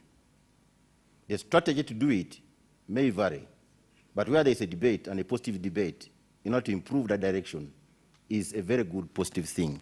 And this forum has availed us with that opportunity. My second comment is with respect to savings mobilization. That table, I think they sat together because I think the birds of the same feathers flock together. The points raised by my friend, the lady, and Patrick Ayota, Miriam and Patrick, are very, very valid. And the frustration Miriam had about the failure of the pension reform for 20 years is a result of, among others, there are so many factors. Among others, maybe our strategic mismatch of the packaging of the messages in order to evolve the message right from we, the practitioners, we, the policymakers, and the lawmakers. The only thing which went to the lawmakers that made the Minister of Finance withdraw the pension bill 1 year ago was that because of the fact that UBRA, Uganda Retirement Benefits Regulatory Authority, is under finance, and NSSF, they thought the pension sector is NSSF. Well, that was the thinking of our bosses at that time. Those, I hope I'm not misrepresenting their view, but I think generally that was what it is.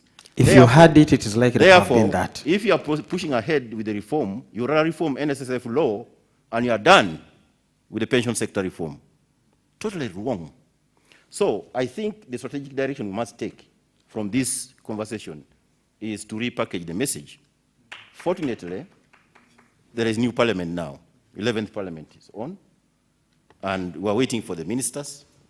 Let's put together our ministers, first to ground them on the policy pillars on which to drive the pension sector reform in order to mobilize the critically required savings right from the lower levels into a very big chunk of money so that we may not have to rely heavily on even those people who are coming from all over the world in order to invest here. We should be driving the investment agenda right from here in a strong way, coherent and consistent with the development of capital markets. Yes, interest rates are now negative in Europe, but why is nobody coming here? Someone asked that question. But I think we shall finish it at the short cocktail because there is curfew. The money which is priced at minus were borrowed some for budget support because of shortfalls of revenue, because of COVID, catastrophe of COVID. They package it through the ECS, the financial institutions. There's a financing model. They get an arranger. Before you know it, they're almost towards very commercial levels. Why? Because of the inbuilt interests in them at every level, and each player, of course, certainly making some money. So while the interest rates are negative there, you cannot tell somebody out there that since interest rates are negative there and they are positive here, come quickly run. You make money, we grow the economy, and you benefit. It goes through the ECA system of financing, either in Europe or in the US or wherever they are. So we cannot entirely reap from the benefit of those interest rates. However, we managed to negotiate, I think arranged by some of the bankers within this room, fixing of the interest rate. Earlier on in the agreement, we had negotiated floating. But when we saw those negative interest rates, we managed to renegotiate, and we also benefited a bit from that negative interest rate by saying, no, let's fix it at this lower level, because As the world opens, if COVID goes away, these things will go up. And if we are leaving it at floating, then we shall have a bigger debt burden. So at least we also thought, well, there are some technical people in that ministry also. We negotiated and fixed it there.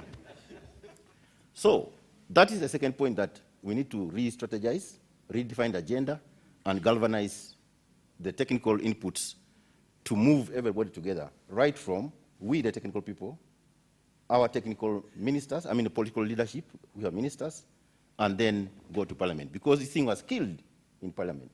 And my minister had no option but to withdraw, and was left with NSSF law, which was passed about 2 days before expiry of the past Parliament.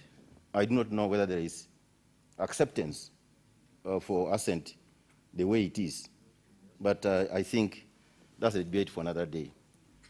Last, the issue about, which was raised by Ernst & Young, the tax system. Yes, until we reform the structure of the economy from largely this, Onego Bell said it was imperialists who said subsistence, but I think it's still relevant because subsistence is derived from the word subsisting. You are only subsisting.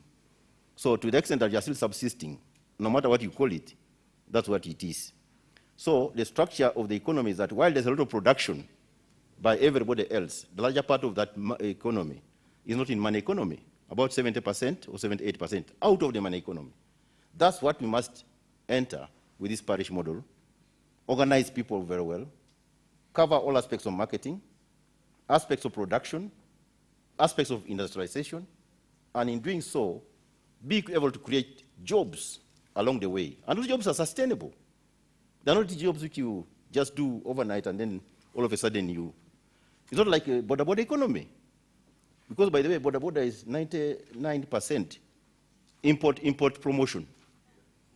Because a border, you don't manufacture it here, you import it. That's the cost. I think I want to task URA in our next discussion to do border economics and find out whether we are not actually disinvesting by having very many borders. Number two, they use fuel, which is imported. That's foreign exchange going out. Number three, spare parts are going out. The only thing you have in a border is a Ugandan who is riding it, and the Ugandan is being carried in it, which is about less than 1%. Then you go to environmental pollution. I don't know what cost that one is. And then the nuisance of congestion and the time being wasted. So I need somebody to do some economics around it, and then that'll be a debate over another time. So to organize that informal sector, I agree, must be organized, even in its current form, to really make it possible for the informal sector to, in an organized manner, contribute positively to the growth of the economy in a sustainable manner, in terms of creating employment, adding to industrialization, and also, most importantly, linking to areas where we have comparative advantage, because economies which have grown have seized the opportunity of a comparative advantage in the basic economics to manufacture, add value, employ, and grow the economy. Short of that, you'll just be having temporary benefits. But with this value addition along areas of comparative advantage, I think we have a very sound economy to look forward to. And broadly, finally, it's a message of good hope. I think despite all these challenges, we shall still emerge very robust in growth. It may not be in the levels that we want, but I think it's a very positive level of activity that we're going to have in this economy. I thank you, and I wish everybody well. Thank you. Thank you, and thank you very much, everybody who has been part of this in the comfort of your home. You can look at our screen. Those are the people who made it happen: NTV, Umeme, CS Bag, and Siatin. Myself, I'm just going to check out my shirt, which I need to iron for 2 big events that are coming: the budget speech on the 10th, the cabinet on a day yet to be set. We want to appreciate your company with us. We hope you have learned something out of this conversation. Don't be shocked or surprised by the budget. We have put it into perspective, how it touches your history, your present, and your future. We are praying your future will be bright. Please do the SOPs so that we walk into that future together and see the brightness of this country as we walk towards Vision 2040. Thank you, everybody. God bless you.